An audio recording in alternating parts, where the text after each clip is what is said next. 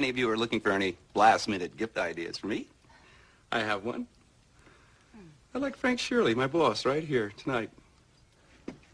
I want him brought from his happy holiday slumber over there on Melody Lane with all the other rich people, and I want him brought right here with a big ribbon on his head. And I want to look him straight in the eye, and I want to tell him what a cheap, lying, no-good, rotten, four-flushing, low-life, snake-licking, dirt-eating, inbred, overstuffed, ignorant, blood-sucking, dog-kissing, brainless, dickless, hopeless, heartless, fat-ass, bug-eyed, stiff-legged, spotty-lipped, worm-headed sack of monkey shit he is! Hallelujah! Holy shit! Where's the Tylenol? Welcome to Filmoscopy. I am today's host, Lance, a.k.a. Pretty Face. I am joined today by my co-host, Cody Wayne. Please don't call him John. How are you doing, Cody? I'm good. I saw Cody smile on that one. I am flanked today by Owen, probably Wilson. How are you doing, sir? Owen Big Dick. Okay, we'll call him Big Dick. That's the pseudonym. And we are joined today by a very special guest, my best friend. I was his best man at his wedding. Thank you very much, Cody. And I was also a groomsman at his brother's wedding. He is Alex the Duke Duchscher. How's it going, buddy? Good, man. That's quite the intro. Yes. I'm sure it's going to come across really shitty on the podcast, but whatever. Today, people, we are doing a very favorite movie of mine. This is probably the first movie me and Alex quoted together when we became friends. I think it was like a magical moment, Alex, wasn't it? It probably was. Are you sure it was this one? I can't remember. It was that, or maybe it was Tropic Thunder. It could have been that. This one is definitely one of the most quoted ones. I literally, when I tell people about Alex, I'm like, I can send him a text right now of the line in the movie, and he'll send me the next line. And I'll do it, and he'll do it. It's incredible. All right, so we'll go ahead and, before we get started, I usually start off asking people about their first experience with this movie, but I would like to ask Alex's experience with our last movie, The Grinch, and what he thought of the episode so far on the podcast. This is the first outsider. Yeah. He's invading. He's taking over. Special guest. I think you guys have really hit your rhythm so far. I know early on it took a little bit to figure out how funny, how serious you wanted to be, but I think you guys have really hit it now, because you can get through the full movie, but you can nail joke after joke. So I'm really enjoying the podcast. Heck yeah, man. Nice. So I guess I'll go in alphabetical order today. When I ask questions, I'll go with Alex, then I'll go with Cody, then Owen. You guys good with that order? Yeah. Yeah, because Owen's the scrub. Yeah. Last place. Cody is the enigma in this episode, because this is his first time watching it, and I know Owen's watched it multiple times, so I want to have the finishing opinion at least balance out with Cody's negativity, probably. Cody just trashes it. This movie fucking sucks. Cody's like, I took a shit on the DVD case. This movie was like John Hughes just took a big heaping shit on a piece of paper and sent it into the film studio. And fuck Christmas, by the way. He's like, yeah, he's a real Grinch about the episode. Oh, also, let me ask Owen. Owen, what was your opinion of the Grinch movie? Not the podcast episode, but the movie. What'd you think about The it? cartoon one? The best one. No. Yeah, I like that one.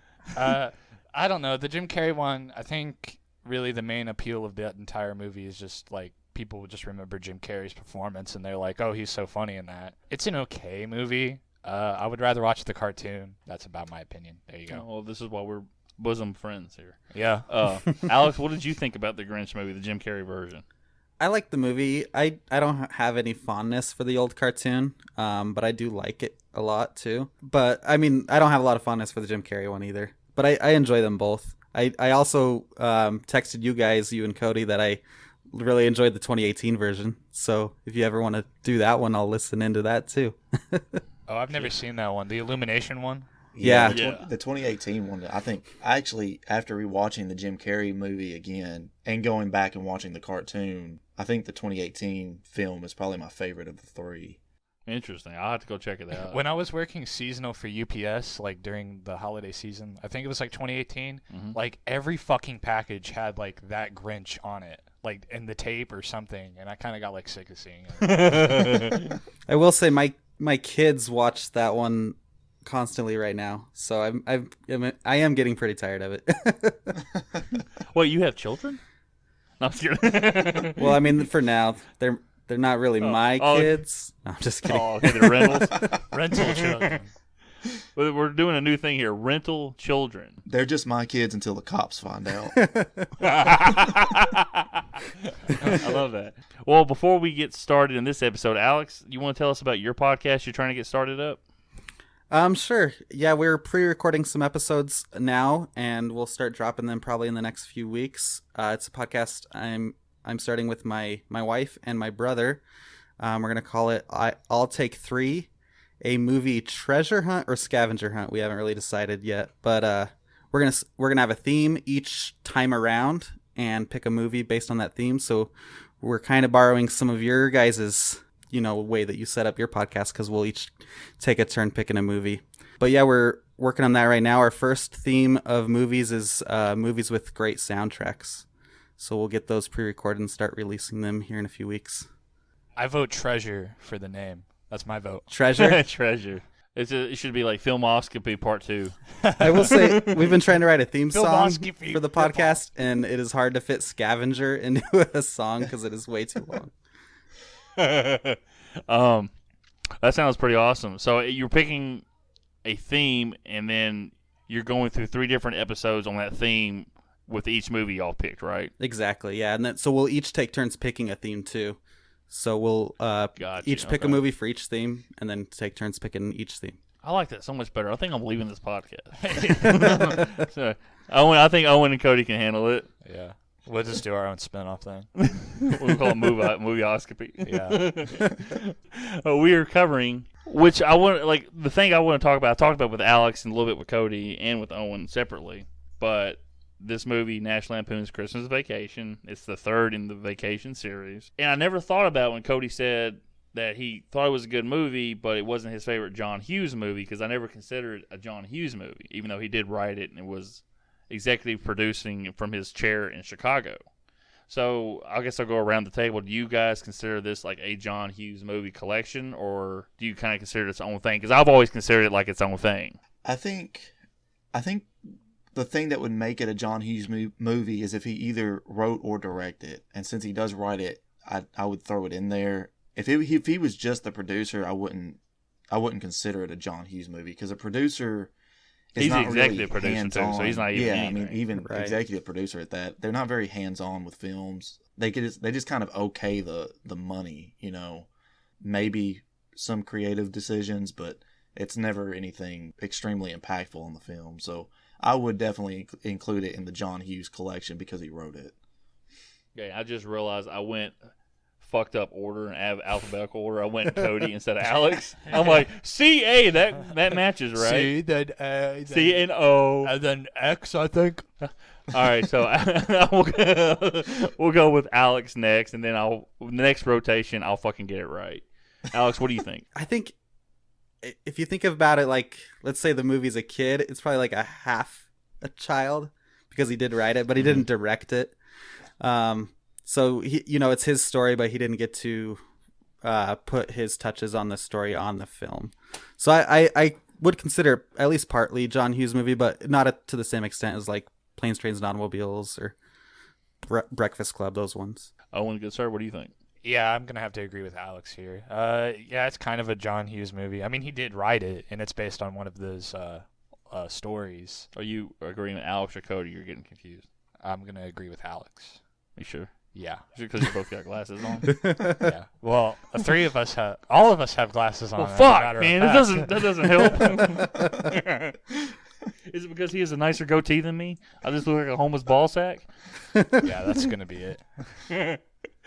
Yeah, it was just interesting because I never thought about it in those terms. I always thought about it like, it's just a vacation movie. I never thought about the John Hughes part because he didn't direct any of these. These were based off stories. I know definitely the first one was, and the second one was in the National Lampoon's magazine that he wrote. This was like Christmas '59 is what the story was, and it was the basis for the screenplay that he wrote. But yeah, it was just interesting because when Cody said that, I never thought in those terms. I'm like, well, shit, I guess it is a John Hughes movie, but it's more like John Hughes collection. It's like, this is a bad example because Richard Donner directed them all, but I don't compare like Lethal Weapon 3 to Superman 3, even though he did all those movies, you know. One's got Richard Pryor, one doesn't. I mean, that's about it. That's the biggest difference between those two movies. Real quick, I have a page and a half of like production notes that I got from the film commentary, and there's one note I got from a YouTube channel. I'll go ahead and source it so I'm not plagiarizing. This is a video by a guy named Mark Bishop, and the YouTube channel is Minty, M-I-N-T-Y, space, comedic, space, arts. And the video was 10 amazing facts about Christmas Vacation, and the things he covered I kind of already got from the commentary and the Wikipedia. But the number one thing, the original director, his name was Chris Columbus. And he Back had from the dead. Back from the dead, assholes. Ready to direct Christmas Vacation. He said that he couldn't direct the movie because he had to go discover America. But his name was director Chris Columbus. He initially was going to direct the movie, but he had personality clash with him and Chevy Chase. They just couldn't get along. He left the movie, and he was replaced by the guy who ended up directing it, who I'll get to in just a minute. Columbus needed the work. He told John, he's like, look, I still need the work. So John showed him another script, and Columbus ended up being the director of Home Alone. Oh.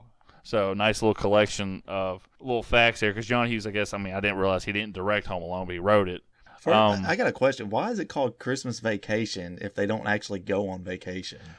Cody, have you ever watched Jason Goes to Hell? Yeah. Okay, then don't fucking ask questions. Rule number 2. No, I'm just kidding. No, it's because the first 2 movies were National Lampoon's Vacation. They go to Wally World, which is like a really Disney huge World, Six Flags. yeah.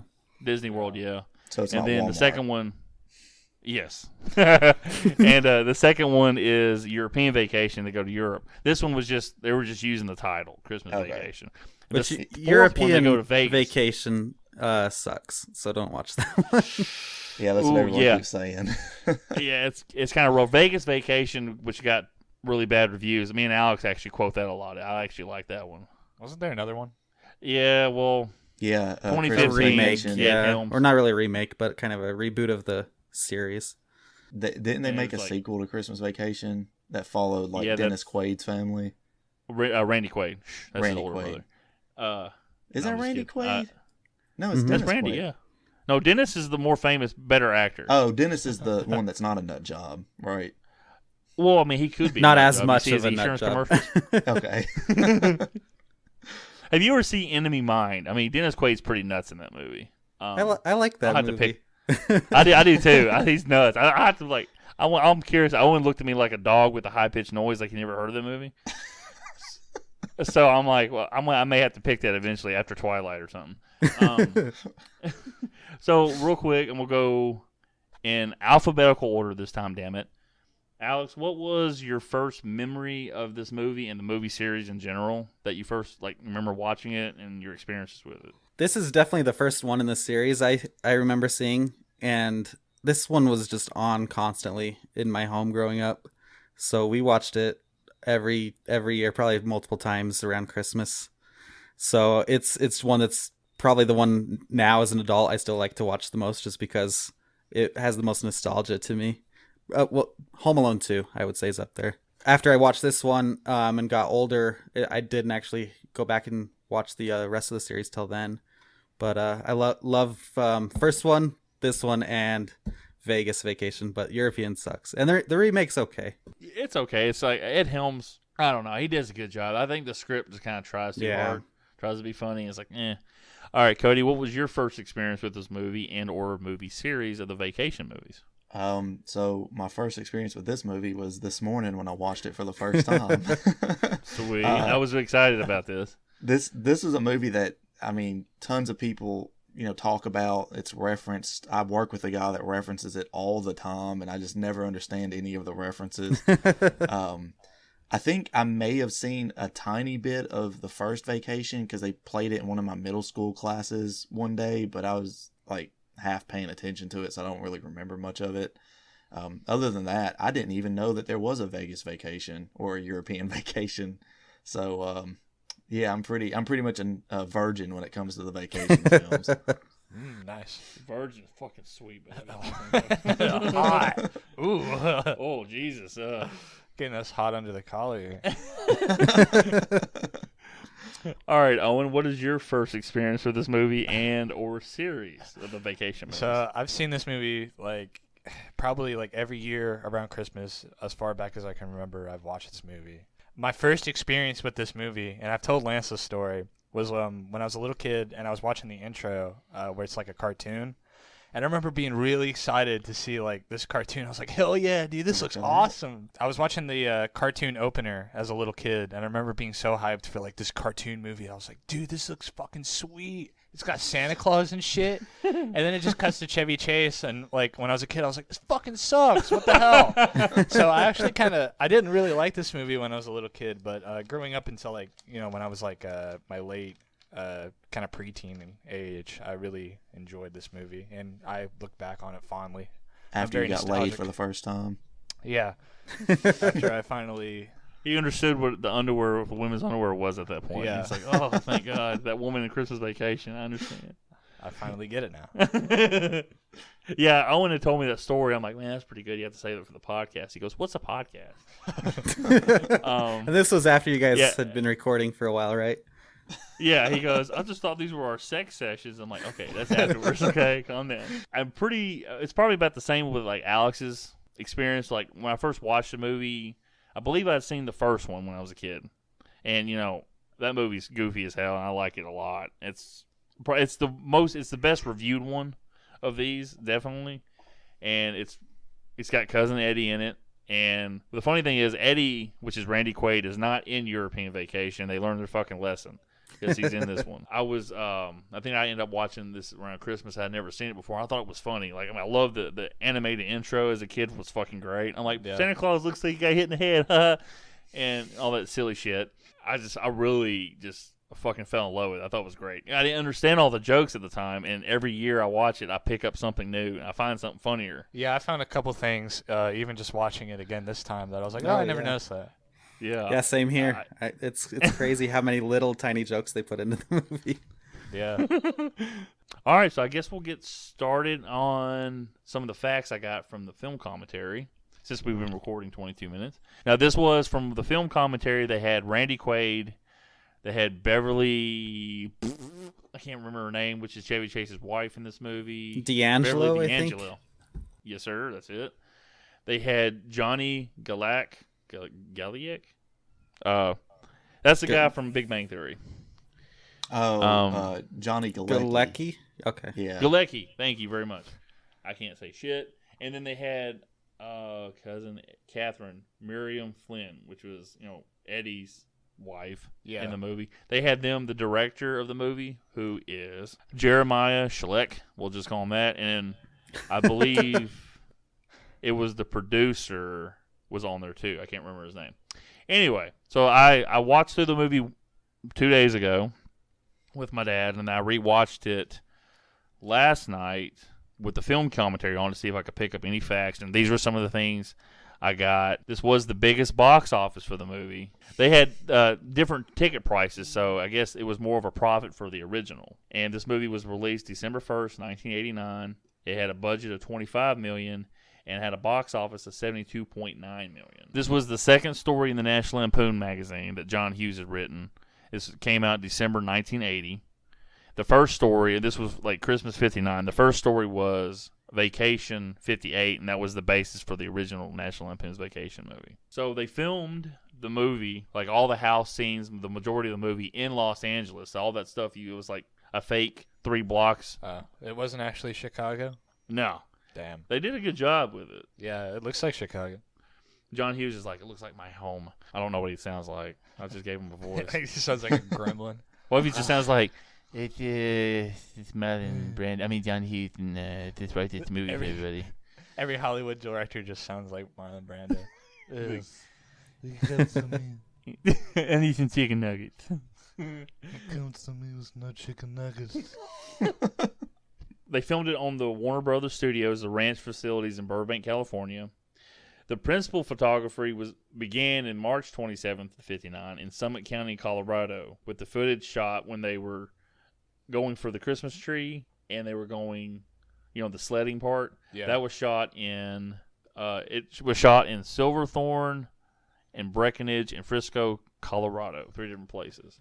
I was gonna say that did not look like the Midwest, that area. No, it did not. It was funny because they did it. I remember Beverly making a joke that the scene where they were the great scene where he puts the cooking spray on the little sled he's gonna go on.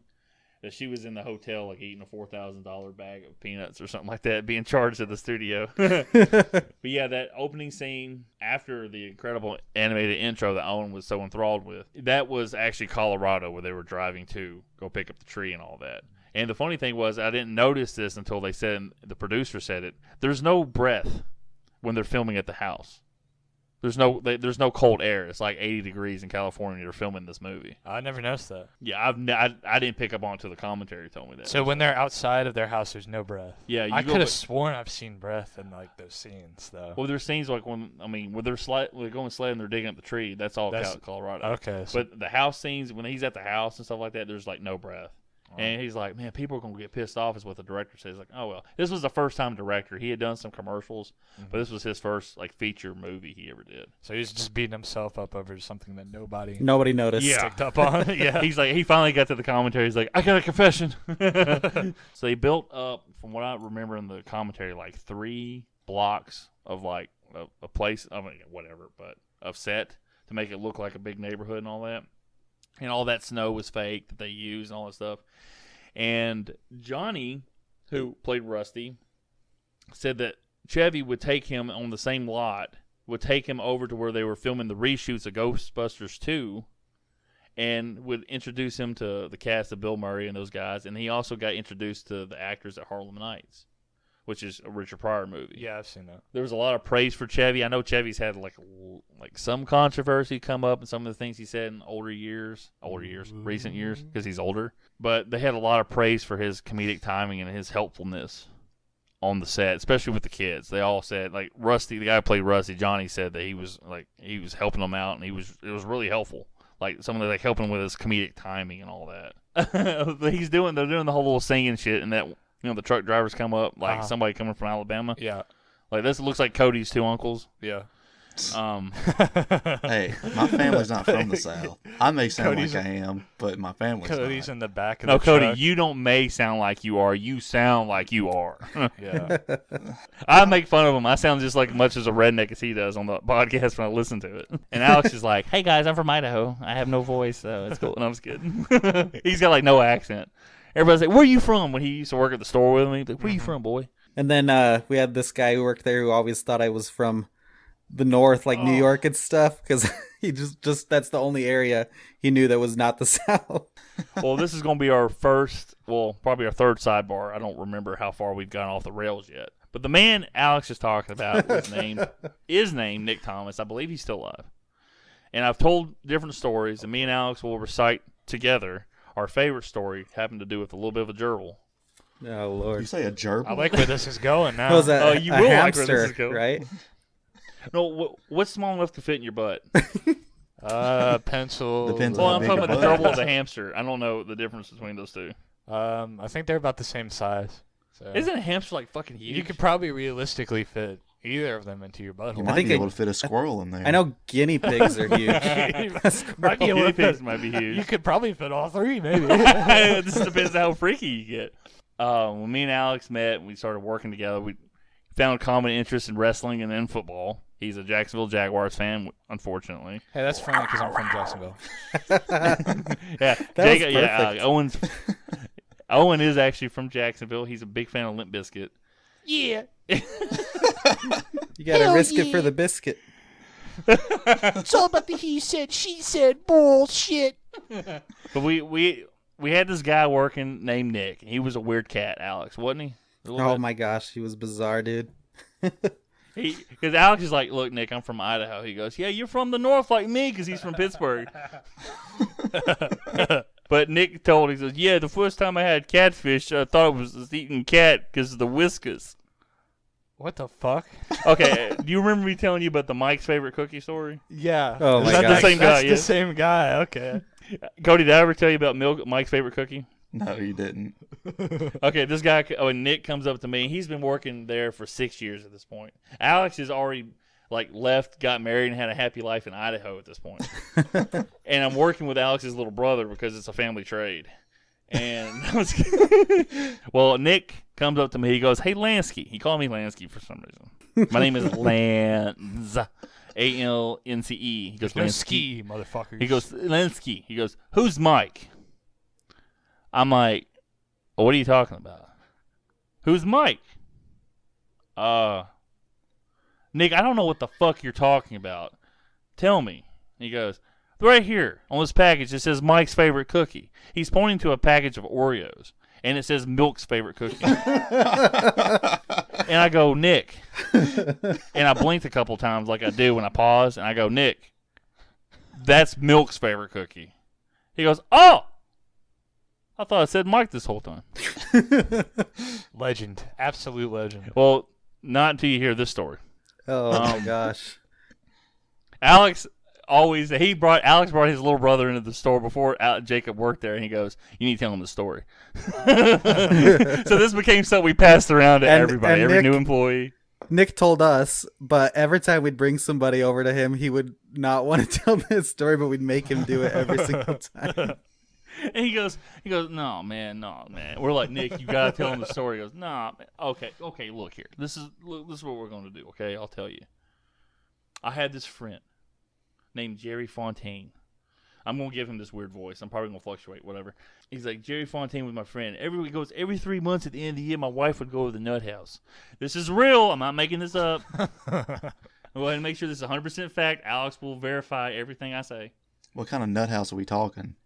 She was schizophrenic, and she would go nuts at the end of the year, and they'd have to put her away for like a month or two. So he would go stay with his buddy named Jerry. What other nut house is there, Cody? The strip club, a brothel, maybe? It's like, well, we got to put her to work. The kind of house where you got to bust them. Bust a nut club. Oh, God, yeah. I didn't ask that question. I kind of asked a few questions about his wife. He goes, "Yeah, that fucking bitch, she took all my money. That's why I'm dead." Because, he oh, God. He ended up paying like 10 years in back taxes because when he cashed in his retirement from Lowe's, he worked 10 years and he retired. Because he thought he was going to be like done working, I think. He wasn't that old either. No, man. He was like about to be 50. He was like, He was about to be 50 working for us. And that was like 10 years before that. So he retires. He doesn't realize you have to pay taxes on it. And his wife takes half his money when she goes to divorce. So he has to pay taxes on like however many thousands of dollars he has in retirement. Anyway, going back to Jerry. Jerry was a very good friend because he let Nick stay with him by the fireplace, by the Christmas tree. And I'm just making that part up. That wasn't told me. I like to embellish a little bit. Well, Nick, unfortunately, would wake up to weird signs that Jerry might be into him. Is the best way to say it. He woke up one time and Jerry was butt naked with his dick hanging next to Nick's face on the couch. no, as friends do. As friends do. I mean, me and Cody, you got pictures on one. Yeah. I talked about it last I mean, time. we've done that. It's part of the podcast initiation. So, Alex, you have to do it too. Oh, God. But he would wake up and he's like, "Jerry, what the fuck?" He goes, he's like, "Hey, Nick, I just want to know if you want to have some coffee." He's like, "Jerry, where's your pants at?" And then there would be other things. Like, "Hey, Nick, you want to watch a porno?" And Nick's like, "Yeah, man, let's watch a porno." And he put in his porno, it'd be gay porn. And Nick was like, "Yo, what the fuck is this? Man, this is not, And he goes like, Jerry, he's like, "This is all they had left." I went to the porn store. This is all they had. It's like it's better than nothing. Back in my day, we had to fucking settle with what porn we had. Back in my day, they only had 10 tapes, and everybody fucking checked it out around Christmas time. So there's another little detail I forgot. Jerry had a pet gerbil that he loved very much that Nick would play with. Nick would give it kisses. Nick would let him eat food out of his mouth. I don't know if that's real. I just made that part up. But he would feed him. He would give him kisses, let him play around. So this went on for a couple years because Nick's wife was weird. Then one time he doesn't see Jerry for a couple months. And Jerry gives him a call. He goes, Jerry, where you been? And he says, Nick, I've been in the hospital. And he goes, what, you been sick? And he goes, no. You remember my pet gerbil? And all the memories of playing with this little pet gerbil and feeding it and giving it kisses are going through Nick's head. He goes, of course I remember your gerbil. He tastes so good when I kiss him. Jerry, I'm trying not to laugh. Jerry goes, yeah, well, Nick, I shoved him up my ass and he died and got stuck. Oh, no. Oh, my God. And then Nick is just standing on the other end of the phone kind of twitching a little bit, with a little twitch in his eye. And he goes, what? And Jerry goes, yeah, I let him crawl up my ass and he got stuck and then he died. I had to have him cut out. Nick, I'm gay. You didn't know? He didn't know? And Nick is thinking about giving kisses to this gerbil after it's been in Jerry's ass and Jerry probably getting off on it. And he's like, no. And then I don't know if the friendship lasted anymore, but that was the gerbil story. And Alex, go ahead and confirm it for everybody. Yeah, he would tell us that story, and a lot less wanting to tell that story every time. That's It would be like he would get bashful, like we're like, hey, go ask that girl. He goes, no. We'd be like, Nick, you need to tell the story. I'll fucking tell that story. You understand me? He goes, no, Lance, you don't do that to me. We need to get him on the podcast so he can tell his side. There was a couple things. Randy said in the commentary, which kind of reminds me of Nick too, that he worked at this store with some guy that always be like, be back in 2 shakes and stuff like that. So he got a lot of the Cousin Eddie character from this guy. So in the part in the movie when Chevy crashes in the Walmart, he goes, bingo. that kind of reminded me of that.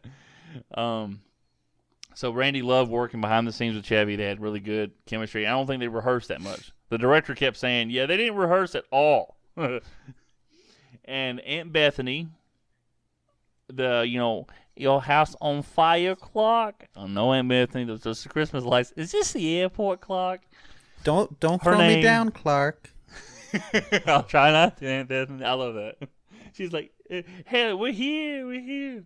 Her name was Mae Questel, and she was the original voice actor for Betty Boop and Olive Oil. That's how far back she went. Nice. And that scene where they were filming her and Alex? What is the uncle's name? Oh crap! It's Lewis. Lewis, Uncle yeah. Lewis. Yeah, Uncle Lou. When Uncle Lewis and Aunt Bethany show up while they're filming that scene, that earthquake actually happened during production, so they had to pause.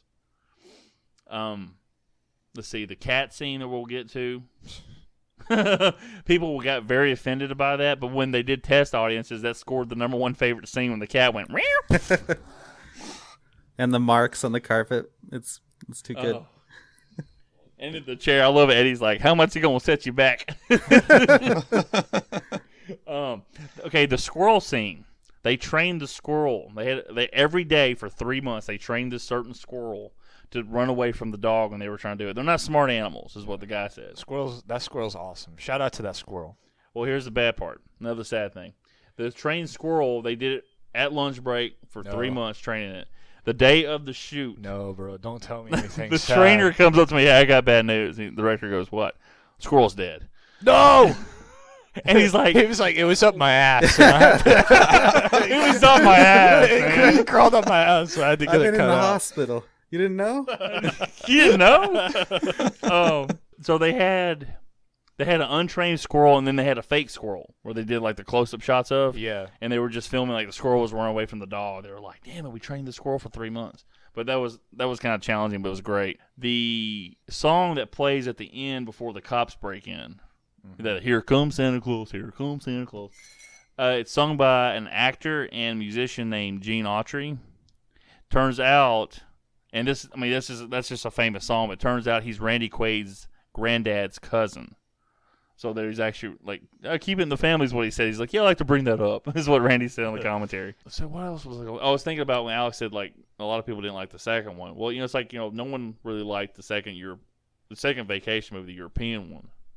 And I watched a couple scenes of it because it was on television, and I texted Alex like, "Dude, this is probably the funniest line in this movie," and he agreed with me. And so they're on an airplane. I think I did a quote with this a couple of weeks ago. They're on the airplane, and then the waitress goes, "Would you guys like something to drink?" And then Chevy looks at Beverly. She goes, "What, honey?" She goes, "No, thank you." He goes, "Yeah, I'd like to take a Coke." And she goes, "Well, would you like that in the can?" And he looks back at the bathroom and he goes, "No, I'll take it right here." And she just kind of looks at him like, "Okay," and then walks off. It's great. Yeah, that's probably the one of only 2 funny lines in that movie. And the characters, I'm not the characters, the kids in that movie are not, they're both not funny, which they all are funny in the other movies. I think that's what really ruins it. Yeah, they're very very unrememberable in that movie. Those kids. It's sad because I think the girl has passed away now. She had like an eating disorder or some shit. I'm getting real sad on this podcast. Yeah, just dropping. But I'm just trying to be truthful here. So Cody just cut out the sad shit. Which girl passed away? The one in Christmas Vacation? No, European. Oh, European Vacation. Yeah, European on my leg. That's the kids. Like the running joke in the film series is that the kids are played by different actors every time, and they're different ages and everything. I think Chevy's the one that suggested that idea, didn't he, Alex? I think so, yeah. There's a line in Vegas Vacation where he goes, "I just want to go on one more vacation, you guys. I hardly even recognize our kids anymore." And he looks at him, he kind of squints and stares, and then that's like the passing joke. So Cody's uncles are driving down the road, following Chevy Chase. He's following Chevy Chase's family, and they're doing like probably what I do in traffic, ride people's ass, because I'm like, I gotta go in a hurry, I gotta get home and shit. Maybe those guys just had to go poop, and they were just like trying to hurry up. They had to shit at the same time. God, we both got to shit. Cody has the same problem. He goes, "Oh, my uncle's got to poop. I do too." Go step on it, guys. I gotta take a shit. Guys, I had an extra hot chicken. I gotta poop. Cody likes an extra hot chicken a lot. Yeah, but it makes me shit. We'll go to O'Charlie's, and Cody's like, and we'll eat, and he goes, "Whew. It's gonna be kind of stinky." I'm like, and I just laugh at it. And then we get back to his house and we're playing the game. Like 3 minutes in, he goes, "Oh, I got to shit." I can't say anything. When we were waiting for Cody to record whatever episode, we were delayed like 3 hours. I was over here. Yeah, I don't remember. And I have I guess it was a stomach bug. I'm like, "Oh man, I gotta use the bathroom." Yeah. And I'm like, "Oh, and I'll be right back." And I jumped on the toilet, and it was like, it was all loud. I can hear everything in my shitty apartment. It was, so. Well, on the planes, trains, and automobiles episode, you got up and walked off to go take a dump. And Owen you guys were like really discussing something. I'm like, "Man, I really have to go, God." And Stop talking about poop. It makes me have to poop. sorry, guys. But then Cody was like, I got out of it. Owen goes, "By the way, I heard everything." Oh, you could hear him when he went in there. I was trying the best I could. And then you hear like a little laugh afterwards, and it's like, what the fuck?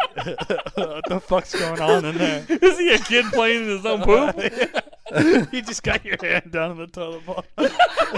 You shit all over your own hand. Awesome. It was like, pretty good. They smeared it all over my fucking wall and shit. You're like, "Woo, don't go in there for a while." You leave, I go in there, it's just fucking like red rum written in shit on the mirror. It's like the daddy daycare scene when he goes in there and there's shit everywhere. God. Yeah, he's like looking around at like the ceiling and everything. Oh God. So they do the whole Chevy's like, I don't know, trying to play chicken with the family wagon. Yeah. Which is like an extended Ford Taurus. Mm-hmm. And my aunt had one of those cars. It wasn't that color, but it was one of those cars. And her car fucking stunk. I can only imagine what that car smelled like. But I loved it when they're passing them, and Chevy goes, "Hey kids, look at deer," and he flips them off as they're passing. I like how happy they look that he's flipping him off too. I know, they're not mad at all. And then Chevy looks forward, and all of a sudden they hit the brakes, do the brake check, and he's like, "Ah." So they do a little chase scene, and then Chevy for some reason passes them and then slows down, and all of a sudden you see what was funny. You see what Owen was referring to, Duel in the background. And then he fucking is pulled up to him. That's how slow Chevy's going. But did they say anything on the commentary track about? Was that like a real stunt? Like it was a real stunt. They had a stunt driver. They did it like one take.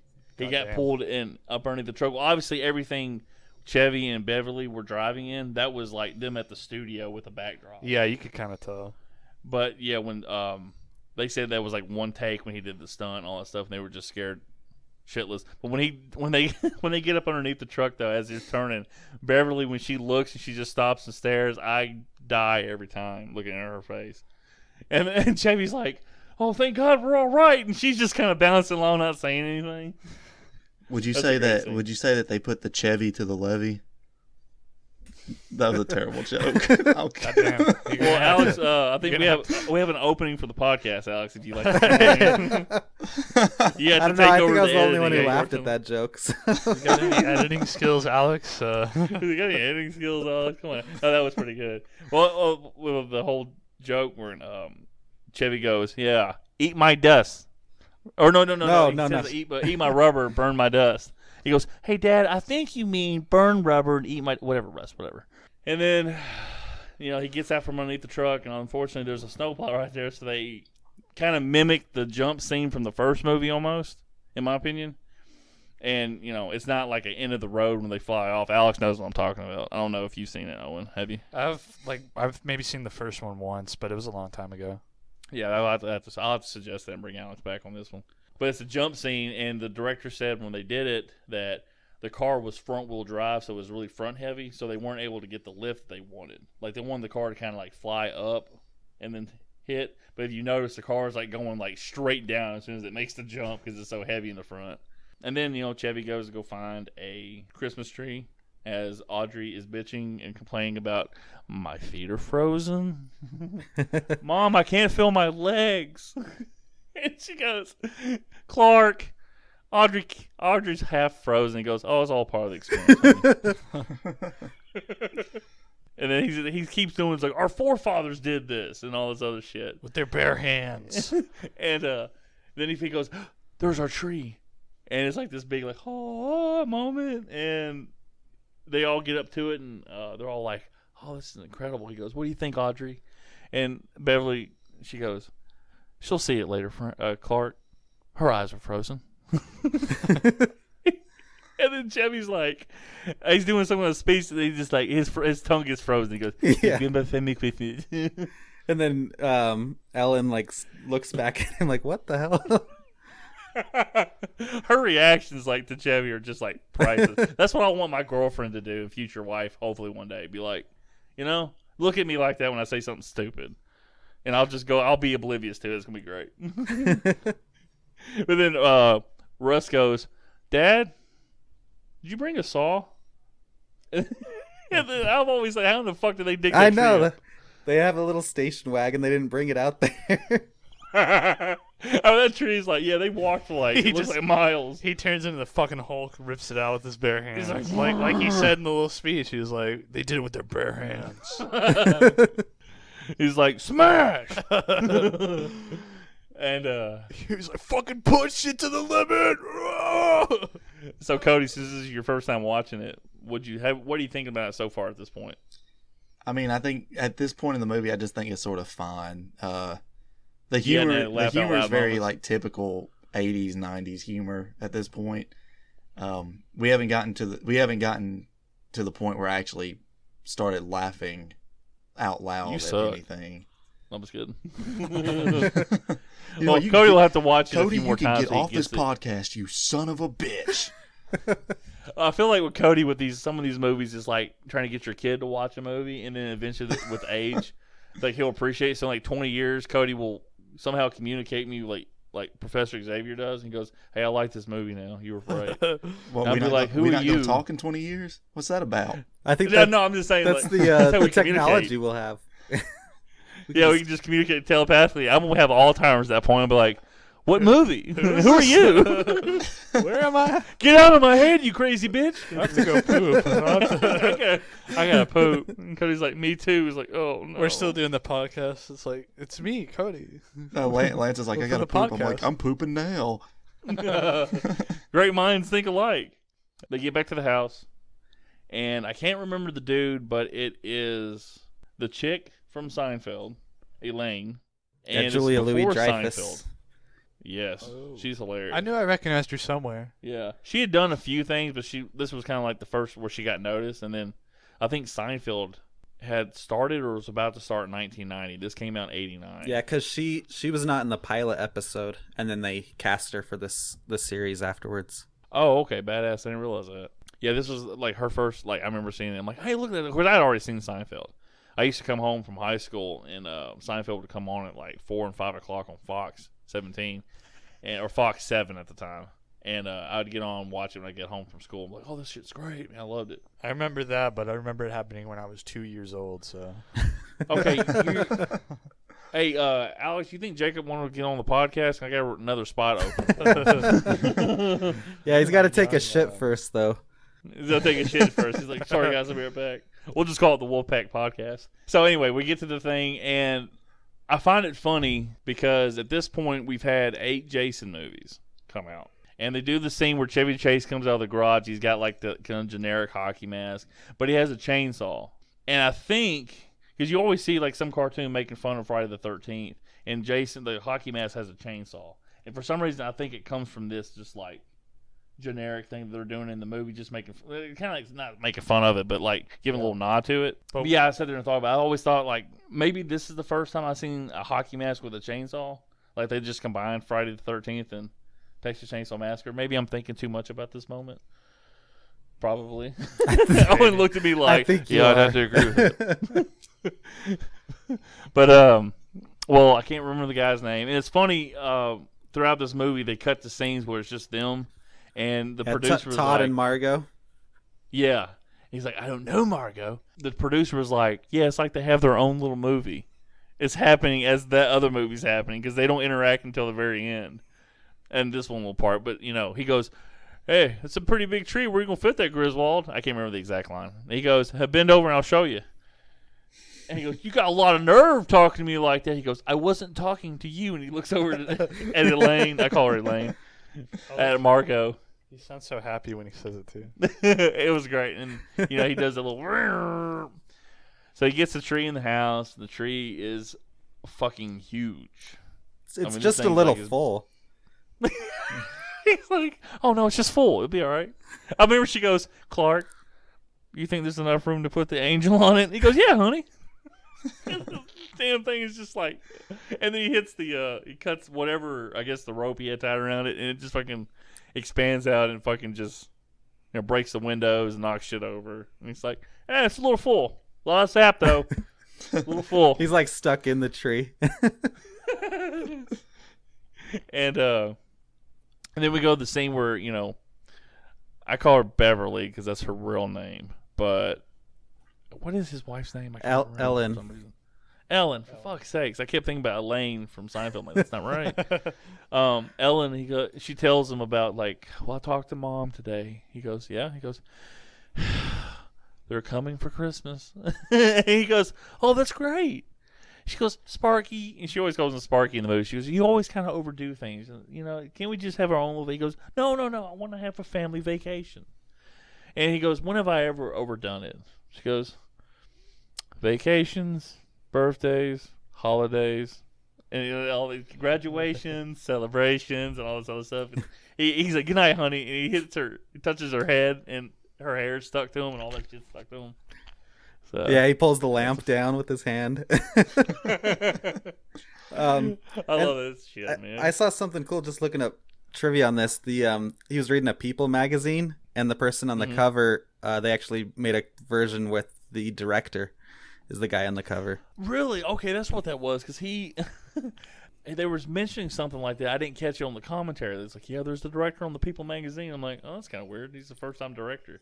But that's pretty fucking cool. They made a fake cover, though. All right, so we go to when Clark's at work. He works at the food preservatives business. I always thought he worked as like a cereal technician or some shit. I don't know. Yeah, because I always remembered it. Yeah, it's weird because, I mean, you think he's developing something that's supposed to preserve food, but he's like literally in a suit. Like, shouldn't you be working on like an assembly line, trying to, like, I don't know. Or in a lab or something. Quiet, Cody. Anyway, I'm just kidding. I know. What does he do exactly? It doesn't make sense. I love the Tasmanian Devil Cup he's got. Hell yeah, dude. I'm like, Taz! I really want that. Owen, if you didn't know, Tasmanian Devil is an old cartoon from the Nah, I 60s and 70s. Hey, he's more cultured, Cody. I don't have to explain to him like I do you. That's before my time. I'll be explaining something to Cody, and Cody goes, "What's 2001?" I'm like, Cody, okay, pay attention to me, all right? That must have been like a trillion years ago. I'm like, okay, Cody. Let's just go back to playing Madden. What's Madden? I'm playing Tecmo Bowl. I'm like, I don't understand you, Cody. You're an enigma wrapped up in a riddle. Hey, Alex, what were you telling me about the house? Oh yeah, Todd and Margot, their house in the movie is the same house that they used during the Lethal Weapon movies that the Murtaughs live in. So I don't think Cody's ever seen the Lethal Weapon. The Have you, Cody? Danny Glover's character, his family lives in that same house. Yeah, I've never seen Lethal Weapon. Oh my God, why am I friends with you? Don't feel bad, Hey, Cody. I just watched him for the Okay, first get time out of this my year, house. so you're good. Get out of my house, Owen. I'm in Owen's apartment right now. He's taking over my Oh. house.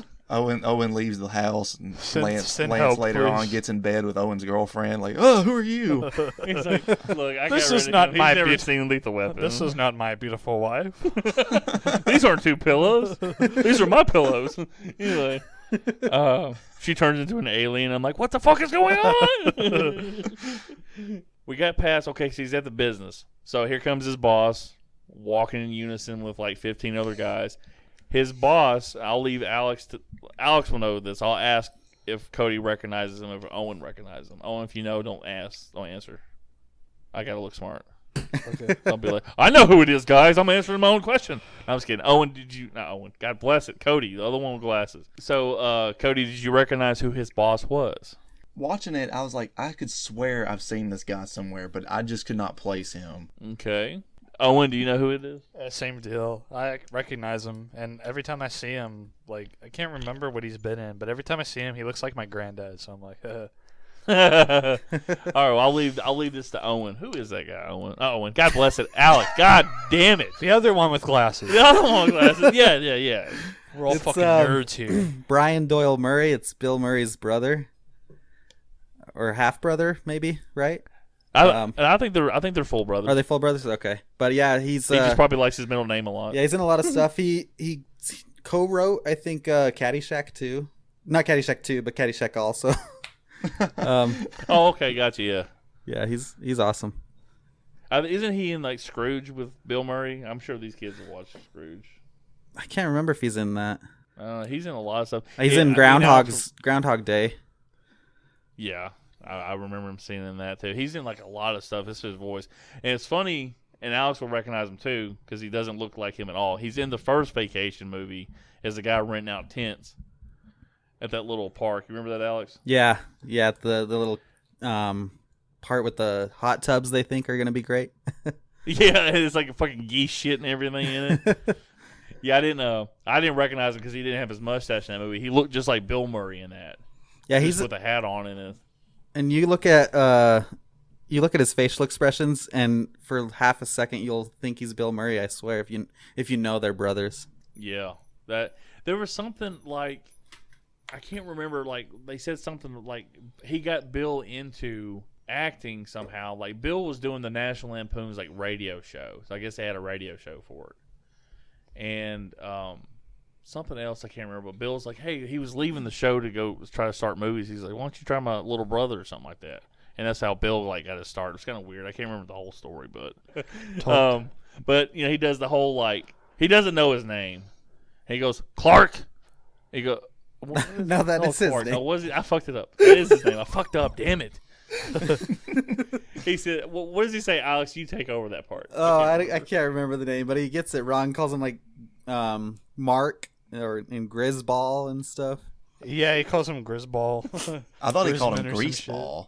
Yeah, he calls him Greaseball the first time. The greaseball, and then his Clark's buddy's like, that's Clark, sir. And then Chevy looks at him and goes, that's Bill, sir. And then he goes to the whole, like, you have the report on my desk, Bill. He's like, oh, okay. But anyway, so we get to they have like a little thing when they cut the scenes, they cut to the house, the little calendar house. Yeah, the and advent it's the next calendar. day. Yeah. Damn, what happens after Alex, help me with the next scene. Don't they go to the Well, we forgot the department store? we probably should have mentioned the kiss his ass. Oh yeah, Kiss your ass. Oh, yeah. Happy Hanukkah. Happy Holidays. Like, I love that. Was good. All those guys, they all kept looking at him like they're all snooty too. Of course, even Chevy Chase is so fucking tall, the camera shot doesn't get their reactions. So he's like 6'4". He's a huge dude. I think Beverly said that some of the scenes where they're like leaning down kissing, she's standing on an apple box, so she can seem like the kiss doesn't seem like so weird, like he's like Big Bird about to kiss Elmo. So Damn, what's his face? The guy who plays cousin Eddie must be like fucking massive then. yeah, they're about the same height. They're huge. Eddie looks like he's kind of hunched over a little bit too. But Oh, he's massive, all right. oh god, Nice. nice. But next, yeah, I think next scene is at the mall, and Clark's shopping for lingerie. yeah, that he's looking around. He sees. I can't remember her name. Her last name is Scorsese, yeah. but it's a stage name. She's not actually part of that family. What the fuck? I know. Well, look at her. Who's gonna say no? Would you tell her no? No. Exactly. Maybe. Go ahead, take my name. It's cool. Can I have half your money? Sure. Go ahead. Can I touch your boobs? No. She should have been Okay. in Godfather 3 instead of Martin Scorsese's actual She should have been like daughter. Godmother. Yeah. So like, I don't Big- know. But it's like a big porno. Big titty mother. Chevy just absolutely loses his train of thought in the scene, Yeah. and it's That's- incredible. I love it when she's like, "Can I help you with anything?" He's like, "What happened? What? Sorry." He's like, "Whoo!" Hey, I don't know where he gets the pair of underwear from, but he like dabs his forehead like it's his handkerchief, and he puts it back. He goes, "Oh, excuse me." And then he keeps like fucking up. He goes, "It is a bit nipply out. I mean nippy out." And I'm You just know, all I'm this just stuff. browsing. he's like, "I got a log, not a log like you think I have a sense of log." He's like, "Ooh, golly." He goes, "'Tis the season to be merry." Well, that's my name. No shit. I love it when he goes, "I'm trying to." He's like, "I'm looking for something for my wife. Gone. Rest her soul." She's like, "Oh God, I'm so sorry." He goes, "Oh, she's not dead. We're just divorced." And obviously, she doesn't wear underwear, so and like he's like in an underwear store. She's not wearing underwear. And then Rusty comes up, and I mean, whoo, that woman is like perfect. 1989, she was great, Yeah. and her leg was like fine as shit too. Like, I'll just have sex with the leg; it's fine. And then yeah, the she's leg. like showing him her underwear, and she's like, "See, I'm wearing these high rise. You can't see the line." And Clark's like, I don't even "Yeah, know what can't- line she's pointing to either. Can't see the line, can This you, little Russ?" Underwear line or whatever. Yeah, it doesn't look like she's wearing any underwear. I'm like, damn, that's fucking great. He's like, "Oh, I'm just shopping for." This is Christmas sexcation. Sorry, people. Yeah, Rusty goes, "Nope," and then Jimmy's smiling and just looks at him like, Cut to the scene that the family shows up, and it's like very realistic how chaotic it would be if like all that family showed up. Everybody's arguing about cars where they're parking and shit and all this other stuff. I'm like, man, I don't miss having a family. Got dark there for a second. Okay, Batman. I'm Batman. Don't make Cody jealous. That's his nickname. Him and Stephanie about to get it on. He goes, I'm Batman. Where is she? Martha, why did you say that name? Where's the console? Where's the console? Yeah, we've gone off the fucking rails. Oh, the woman that plays the wife's mother is the woman who plays Raymond's mother on I Love Raymond. Yeah. Or Everybody Loves Raymond. Oh, my I God. Love Raymond. I didn't realize that.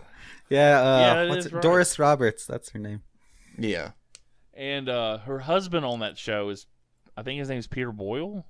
Mm-hmm. He played the Frankenstein monster in Young the Frankenstein. monster.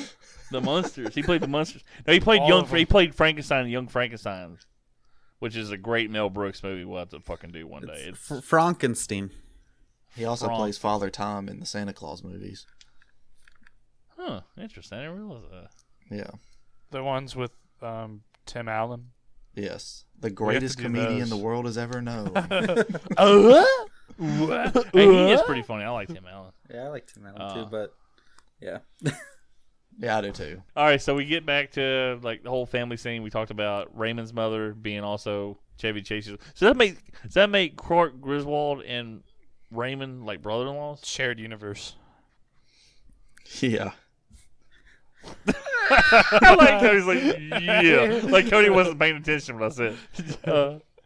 Like, yeah, it's brother-in-laws. I mean, Raymond, yeah, it's crazy. Anyway, so go through it, and then Clark's like, yeah, I'll be outside. Like any guy would do when the family shows up. Yeah, I'm going to go outside and do some shit. I don't have to be in here. I love some of the lines the parents say, too. Like, you can rub my feet, I'll give you a quarter. It's like a whole quarter. Oh, God, yeah. I love it when she does I got hemorrhoids. And she's like, oh, mother. He goes, Yeah. I got hemorrhoids. Can you believe it? And then, like, the dads are arguing, I'm going to park my car in the garage and all this other shit. And, which is funny, you know, they only have a 2-car garage or a 1-car garage. They have 1 car. You don't ever see the other 2 cars that they came in, the parents. Right. I just Oh, pieced yeah, I that guess I together. didn't realize that. I guess if you're paying attention to that, the movie's kind of fucking lost you anyway. That's what they say. If there's non-continuality in movies and the production, you're just not paying attention to the movies how we think about it as producers. Like, oh, okay, cool, whatever. Because there's a scene in like Friday the 13th Part 5, like this really fucking matters. But this chick is running through the woods and it's raining and she has a pink sweater on and then she doesn't and then she does and then she doesn't. Like, yeah, that kind of missed on the chopping floor a little bit. So we get to that. He has Rusty. Like any kid like has to go help their dad. You don't want to fucking do it outside. And he grabs the Christmas lights. Oh, look, a little knot. And he hands something as big as my fucking laptop to him. He's like, here, go and take care of this. See what happens right after that. I feel like he's just he slides down the ladder, yeah, and looks around, makes sure nobody saw. I asked my dad, we watched him. My dad has that same fucking ladder. I'm like, you ever done that? It's like old as shit. He goes, no, I never done that. He doesn't talk like that, but So, question: I didn't catch what it was, but you know when the gutter breaks and something goes crashing through the neighbor's window, what is it? Is it a chunk of ice? Chunk of ice, Yeah. Ice. Okay. yeah, it took me forever. I never realized it until probably last 2 years I watched this movie. Like, I didn't know what the fuck that was. Well, it takes off like a fucking rocket. Like it does. It's fucking hilarious. And Chevy's like, well, first off, he's stapling everything, and I'm like, that's a lot of damage to your to the house. shingles. Like, why would you want to do that? I was gonna say I love to before he gets like all the way on the roof and he's stuck on the ladder and he falls behind the ladder and he's like moving his hand back and forth, just like his indecision on what to do is so funny. Yeah, he's like, and he staples his shirt to it, and trying to get it, rips his arm off, or the arm of the shirt off. He rips his arm off. Oh my god! Oh god, it's fucking dead. And then he turns into an alien. And he regrows his fucking arm. Well, good thing he has a stapler. He can just staple it back on. Oh yeah, oof. I kind of imagine that happening. It's kind of gross. So I think the next scene is like it's cutting to nighttime. I think they have like the granddads are sleeping in the living room. They're watching the Nutcracker parade. Yeah, they got the parade on, and the Mr. Peanut or whatever. They're like, he's blowing away. At this point, I can't even see the nuts. Oh, there they are. There's the nuts. Yeah. And then Helen's kind of like getting sporadic. She's nervous. Everybody's in the house, especially her mother, I'm assuming. And I love it. Audrey's like, can you believe it? I have to sleep with my little brother. Like, I have nightmares about what he does in bed when I'm not lying right next to him. She goes, well, I have to sleep with your father. Don't be so dramatic. And then she, like, lights a cigarette, and her mom goes, Helen, are you smoking again? And he goes, no. Yeah, that's good. And then I guess it cuts to, like, nighttime, and Chevy's up on top, and that's when the scene happens, when he slides down the fucking... I've always had that fear. I've never been on a roof. My dad goes over there to clean the gutters. He goes, you gonna do it? I'm like, I don't fucking think so. You can't pay me to do it. Because my big ass will be the first thing that falls down, not the leaves. But yeah, Chevy falls down. And it looks like he's like slowly, I don't know what he's trying to inch to when he's crawling across the gutter and he's like, like he's gonna crawl all the way back to the ladder. Yeah.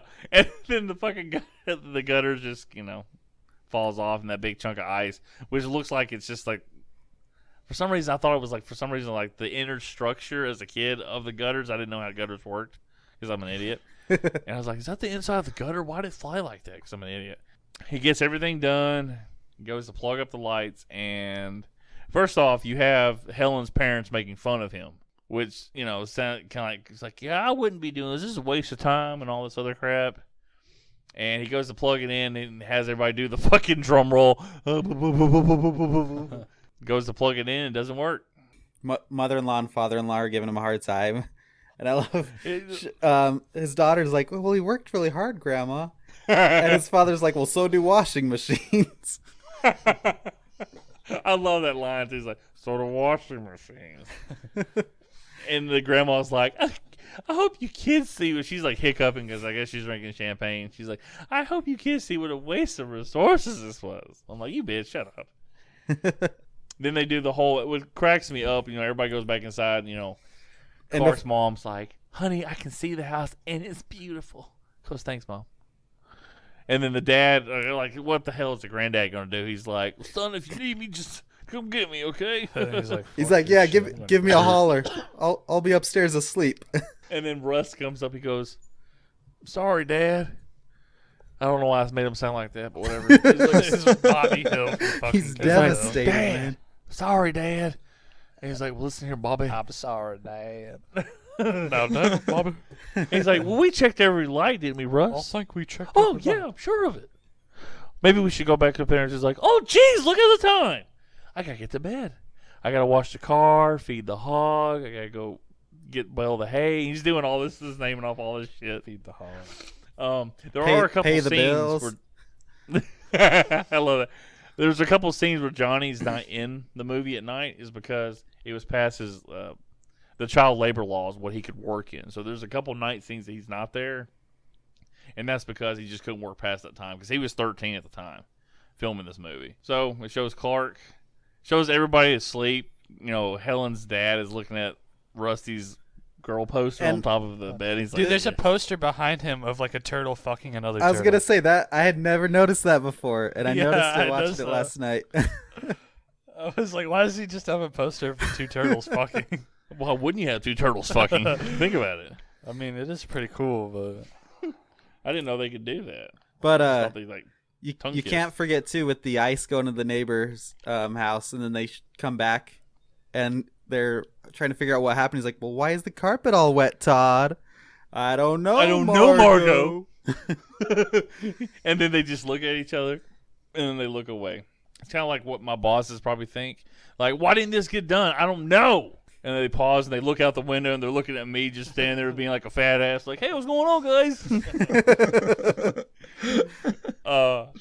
Because that's probably close to, like, very accurate, to be honest with you. So we get that, and then, you know, Clark does the whole he's still working in the next morning. Also, when he's still working on the roof, did you see the size of the moon? It's like the size of the house. Yeah, it is. It is fucking huge. I always thought about that. I'm like, yeah. Huh. It's one of those passing scenes you don't give much thought, and you see, like, that moon's fucking huge. There's quite a few things you have to pay attention to the background in this movie. I'm always focused on Chevy Chase. Like, there's going to be a scene later on when the house is broken into by the cops that I actually look at Cousin Eddie instead of Chevy Chase in this movie. And Eddie's face changes every time the screen goes back to him. It's hilarious. But to be honest with you, all the work he did didn't look like he was very tired the next day. No. Like, I'd be fucking exhausted still sleeping. And how about his pajamas with the colorful, I don't know, hockey players or whatever they are? Yes. I love it. It's Weird funny. things. I think Chevy is actually from Chicago area, so he's like a Bears fan. And he's a Chicago Blackhawks fan. But I think he's a Los Angeles Lakers basketball fan, which doesn't make any sense. Because, you know, they had the Bulls. Yeah. And Chevy goes up to the attic, and then every time the scene happens. Go ahead, Cody. This is actually the first moment that made me laugh out loud when he goes to pull the attic door down and it like hits him in the face. Yes. Oh, God. brutal. It never fails for me. Every time I see that scene, I clutch my mouth like my teeth are going to get knocked out. I'm like, oh, God. That's the only thing I think about in that scene, like his teeth get knocked out. When he's watching those little family movies, the faces he makes are just so funny because it's Yeah. I don't know. He looks like he's like completely like surprised or some shit. Like he doesn't look like he's like reminiscing. He's like, oh. He goes up there, I guess. I don't know why he's hiding the Christmas presents. I know they're wrapped. I don't understand. Doesn't make any wrapped. sense. They're wrapped. He's putting them in the attic and then he's stuffing them in some hole in the attic. It's like, I don't think you need One to go of that them's- far to hide these One of presents. them's from like fucking Mother's Day or something. Mother's It's Day, like- 1983. Yeah, they're like really old. 83, Too. yeah, and that's the year the first movie came out, so I think they were referencing that. Oh, okay, that makes sense. Yeah, I was always curious, like, why the fuck is he hiding this? I don't want, like, no one's gonna go in the fucking attic. That's just my opinion. But then Beverly comes up, and then we'll get to that in just a minute. But when he's, go ahead, yeah. No, that's fine. Like, when he finds that Mother's Day present, and then Helen's mother's like, "Where's that cold coming from?" I've never seen anybody walk up to an attic and go, "Oh, why is that down? Let me put it up." Close it. Yeah. Unless they're the one that just came down from the attic. And I'm like, you bitch. This is what I kept thinking about. Of course, I also didn't think that, you couldn't open the attic from the inside either. But, I've never been inside of an attic because I'm not fucking stupid. No, I'm just not going up there because there's nothing good in an attic. I had... There's guano and shit, dude. It's guano. That's bat dropping. You Why is can- there a bat in my fucking attic? You can eat that shit. Put it on a I sandwich. just remember That's that. What, actually didn't you true. have a raccoon in your attic once, Lance? No, there's something. It's still there when it's wintertime. Every winter, you hear this like Oh my up in the gosh. corner. I'm like, oh my. I'm telling you, it's the God. grudge. No, shut up, Cody. Don't start that shit. No, he's not going to be able to sleep tonight. Well, hey, funny that I can't sleep anyway. I've already told everybody separately Oh, about yeah. my sleep apnea, but I wake up 86 times an hour. Please donate to our sleep apnea fund for that. We'll go In into the our pockets. arms of the angels. For only 25 cents a day. For only $100 a day. We can keep this fat ass fed. Well, what's funny about because Cody was talking about the scratching, like there is a scratching in my attic, and it's like every winter. I'm like, golly damn! And I remember my dad going upstairs because he had hired an exterminator. We had like some really bad problem with ants; they just weren't going away. And the guy took care of it. And he went up in the attic to look around. He called my dad up. My dad crawled up the ladder and stuck his head up through the attic door. He goes, "Here, catch!" and threw a snake skin at my dad. So there was a fucking snake up in our attic. Oh my fucking, God. I don't know, getting rid of its skin, having a nest. I have no fucking clue. Everything in that attic to me is dead. I'll never go up there. So that's just my opinion. Yeah, I don't miss the South when I hear stuff like that. Yeah, I just get man. frogs in mine. I remember one time I was living with this girl in Tennessee, and we were in a basement little apartment. And Lance I know knows who who this she is. But we woke up one morning and we're just walking around, and there was a freaking snake on the ground just crawling all over the floor. And it was I never wanted to be in that place again. Oh, God. Yeah, I remember that. And I remember her. That actually led to me and say it Alex. like that. And Oh, I it's just remember funny because well, what's funny is like what happened afterwards. Like they dated for like 6 months. I was in a 3-year hell relationship that I went back to, but the Squidward. yeah. And then, but it was funny because our breakups during Christmas, that Christmas '09 is what led us to being being really good friends at that point. So it was a blessing in disguise. It was really cold though. It was a cold blessing. Alex gave me a call. He goes, "Hey man, I got a flat tire." I'm like, "Yeah man, I'll come help you." On the then, Christmas night, yeah. Yeah, and I drove over there. He was at a gas station. I was like, "All right, let's go get your tire." And we got his tire, and it was the wrong one.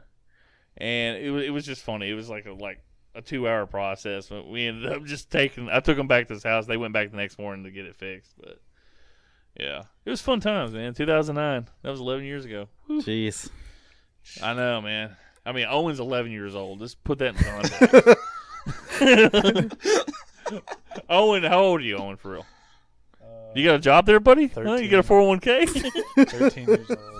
So, back to Days of Our Lives, which is this podcast.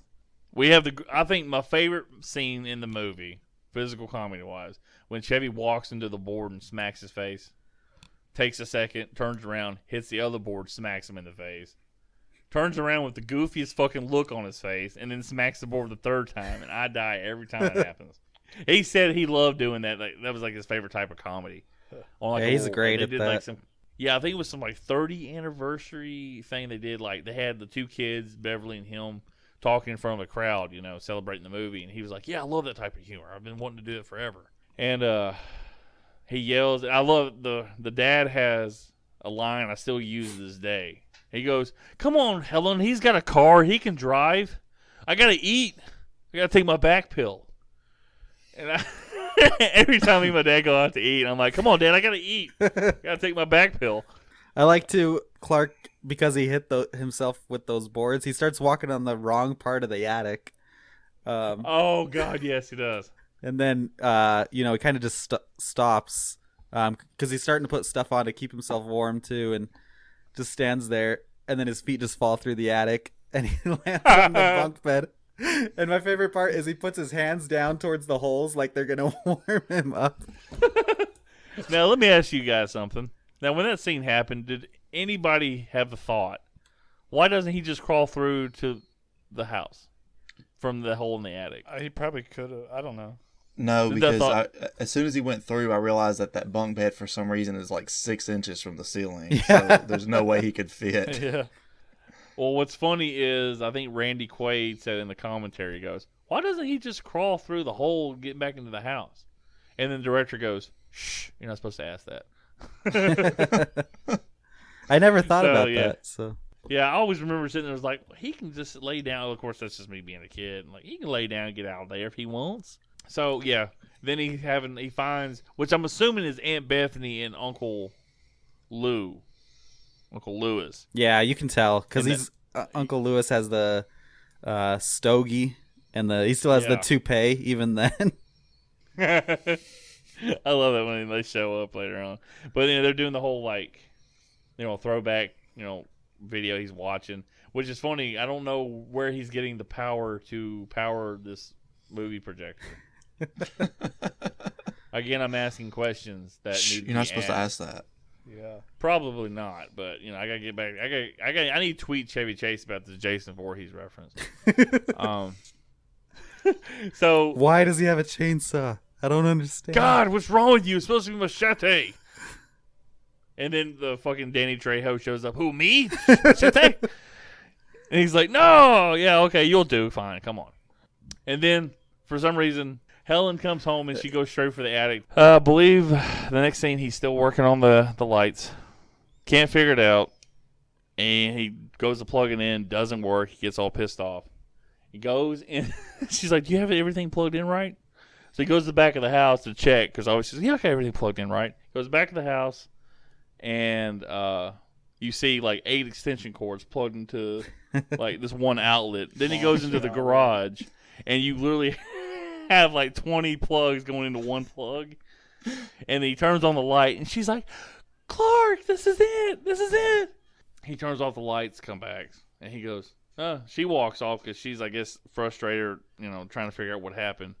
He goes to plug it in, she hits the light, and it's like, perfect. Lights pop on.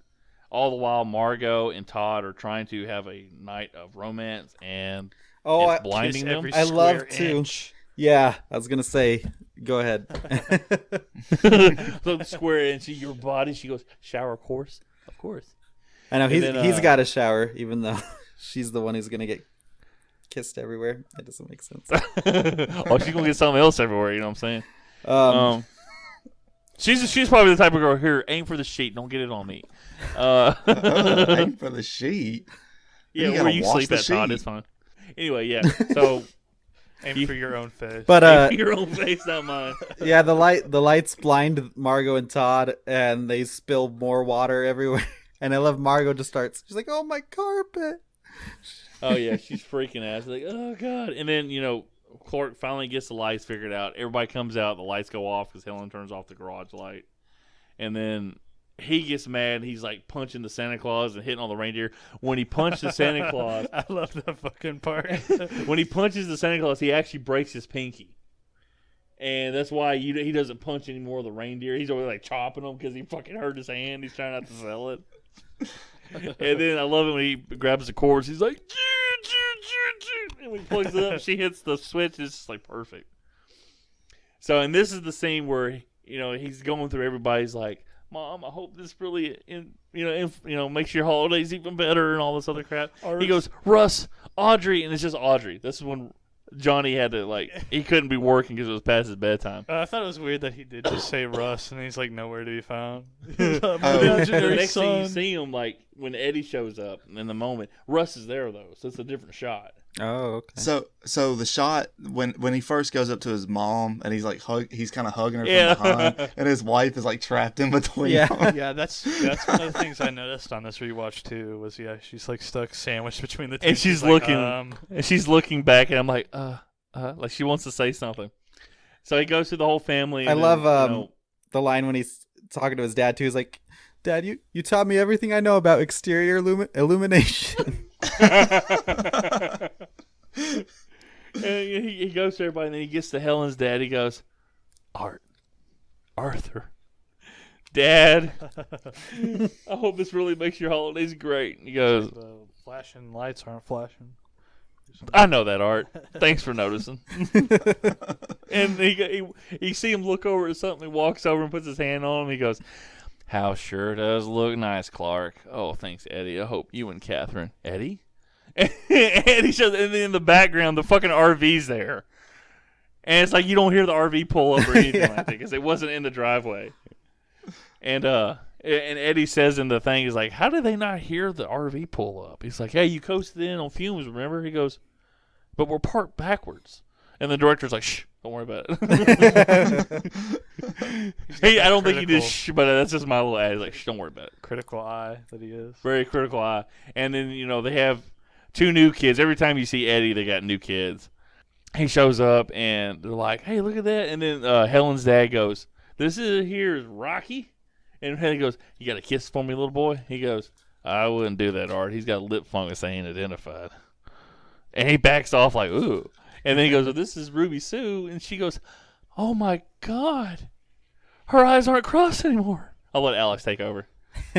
And Eddie's he's like, "Yeah, it's the strangest thing. She falls in a well, eyes go crossed. Gets kicked by a mule, they go back to normal. I don't know." He goes like, "I don't know."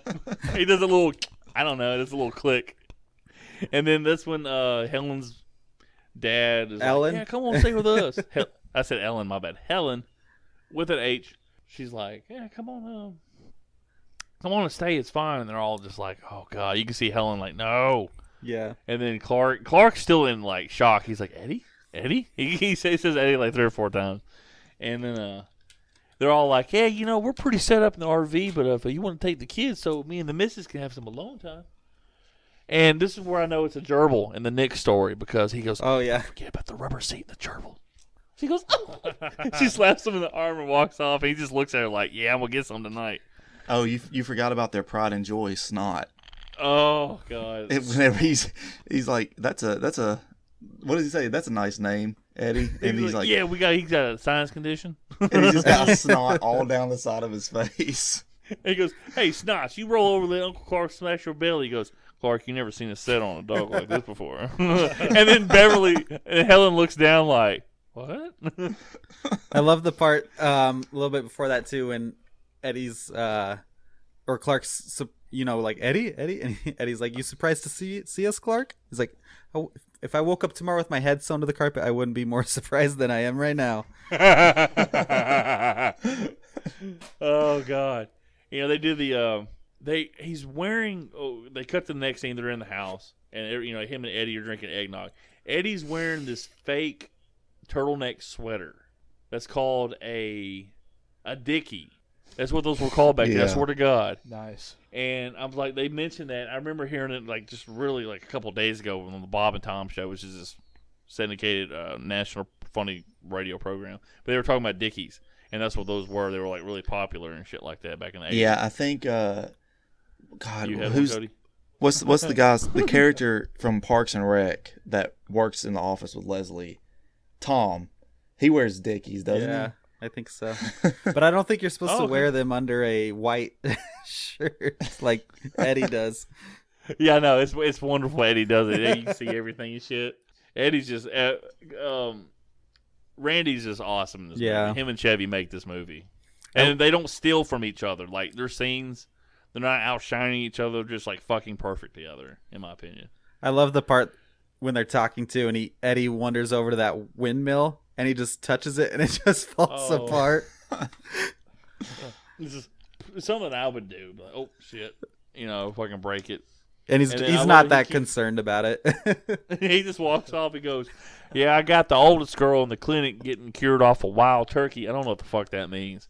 And then he goes, "The oldest boy, God bless him, is getting ready for his career." And he's like, "What, college?" He goes, "Carnival." He goes, You gotta be you proud. must be proud. He goes, "Yeah, he's doing something. He was guessing weights and helping out with the tilt-a-whirl, and next year he thinks he can be barking for the yak woman." You ever seen her, Clark, the yak woman? And he's like, "No." He goes, "Well, she's ugly as sin, but a hell of a good cook." Clark I'll let Alex take over the line. Clark has a thing. He goes, "Hey, you want me to refill your eggnog?" Oh yeah. Gosh, I can't remember the middle part, but refill your eggnog or drive you out to the middle of nowhere, leave you for dead. He goes, "Nah, Clark, I'm doing just fine. I appreciate it." And he goes, "So when did you get the little tenement on wheels?" I've got not the crystal glass of the moose glass they have, but I have a brown one of those moose glasses that they're drinking out of too. Oh, one of those. Is it supposed to be Marty Moose? Yeah. Yep. Oh, that's awesome. I thought it was Marty Moose, but I'm like, oh, is that a dove? I couldn't fucking tell. I wasn't wearing my glasses when I watched it. I ain't so good with animals. So a hippo or Is that a hippo? maybe, or That's a giraffe, right? dog? Anyway, so he cuts to they're like, "Yeah, well, that right there is an RV." He goes, "Yep." I don't know what the hell agreement he goes. My buddy got my house and I got the RV. Because Eddie has money problems all the way back in the first movie. So they call back to that. He tells Clark, say, "Don't you fall in love with it. We're going to take it here when we leave it here next month." And he goes, he coughs up. There's a scene where Clark goes to visit his boss in this really huge office, and he's trying to give him a present. And Yeah, it's the same as all the other presents. Yeah. he's like, "Put it all over the there with same. the other ones." Put it over there, grease ball. Yeah, just put it over there. I love it when he's like, "Look, I'm in the middle of a phone call right now. I was like, give me somebody. Give me anybody. Give me anybody while I'm waiting." I love when the first person he's talking to when he enters, he yells at him and he hangs up, and then he picks the phone back up and yells again. I didn't think about this. He's like, "Retool you, I'll retool you." So the next scene after that, I think, is the sledding scene. Am I right, Alex? Yep, that's next. All right. Well, he's using his preservative, or not a preservative. It's the thing that they developed. It's like any slicker like, than any cooking spray oil and or all something that. like Yeah. that. Yeah. And I have to do this quote. It's my favorite quote of the movie. Is when Eddie goes, "Don't put anything on that mine, Clark. Remember that metal plate in my head?" And Clark's like, "How could I forget it?" He goes, "Yeah, well, over at the VA, they had to replace it because every time Catherine would rev up the microwave, I'd piss my pants and forget it was for half an hour." Yeah, that is a good line. So over at the VA, they replaced it with a plastic one. It ain't been right ever since. He goes, "Think it really matters, Ed?" He goes, "Well, see right here where my hair parts?" I'm showing this to Owen. Am I doing it? He's like, "See where my hair parts?" He goes, "Over here, I mean, it's nothing. But if this gets dented," It'll mess up my hairline. he's like, "My hair just ain't gonna look right." And then this is the scene they shoot up in Colorado. This scene, of course, you have a couple of scenes where Clark is on like a green screen, where it's like, "Oh yeah," well, he goes down the hill, he's like, "Smoking," and yeah, it was pretty great. I mean, it's obviously ridiculous, but it's one of the funnier scenes of the movie. Yeah, And I love how takes him all the way to Walmart too, which Puts him in the hilarious. closed donation thing. Yeah. We yeah, it don't was have just- anymore.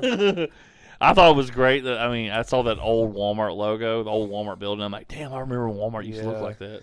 I thought it was funny. He ends up at Wally World in this movie too. So. Oh shit, he actually made it on time when they were open too.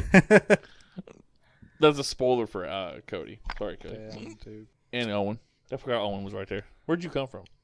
You just done ruined the movie for us. And Eddie, And then when he crashed, like I don't know how he knows Clark has crashed at the Walmart, but then he goes, bingo. They're all staring at the hill like he's still there. They can see through the He's like 20 miles away at this point. GPS know what the fuck his location And he's is. like, bingo. That shit was great. I think that's where Randy got that from that guy he worked with at a store when he was younger. So after that, they open the door, and I don't think it's Christmas Eve yet. Maybe it is Christmas Eve the next day. I think it's Christmas Eve. Because right at the middle of the door, at the little calendar they thing. open up the bottom calendar door, yeah. Yeah, well, Yeah. it's not quite Christmas Eve, is it? Because they're doing. He has the dream about the pool. Oh, yeah. Oh, God, yeah. That's really good. That was so hot. That was great. But I love Eddie. The best part about it is Eddie's like coming up with these big ass flippers. And Yeah, he's got a Speedo on, too. He's got Speedo, but he's got underwear hanging out underneath his Speedo. And he throws his fucking towel in the pool. And he stops. He looks at Clark, and he's like, "Hey!" And Clark's just like, "Oh, I can't get away from this motherfucker." The next morning, not next morning. He's imagining all this stuff, and then Ruby Sue shows up. Yeah. And she goes, "Santa Claus." He goes, "What?" Right as he's about to see the girl's titties in his vision. He does the whole little, trying to be nice. He's like, I don't believe in Santa Claus because, we don't get anything. We haven't done anything in years. She's like, we ain't got shit. And he goes, but she goes, "Rocky bit my thumb." He goes, "Was he a little nervous?"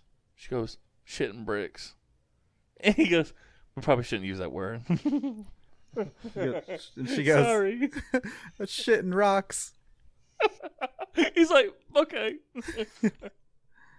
And then he finds out that they don't have any money. And she goes, "Uncle Clark, are you sure you're not Santa Claus?" He goes, "I'm sure." And he goes, "I don't have enough money to be an elf."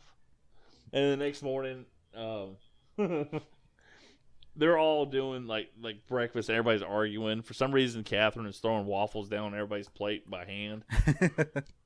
And I'm like, it's kind of. She's like throwing looks like waffles, like she's dealing cards. She's yelling at the kids running around the table and shit.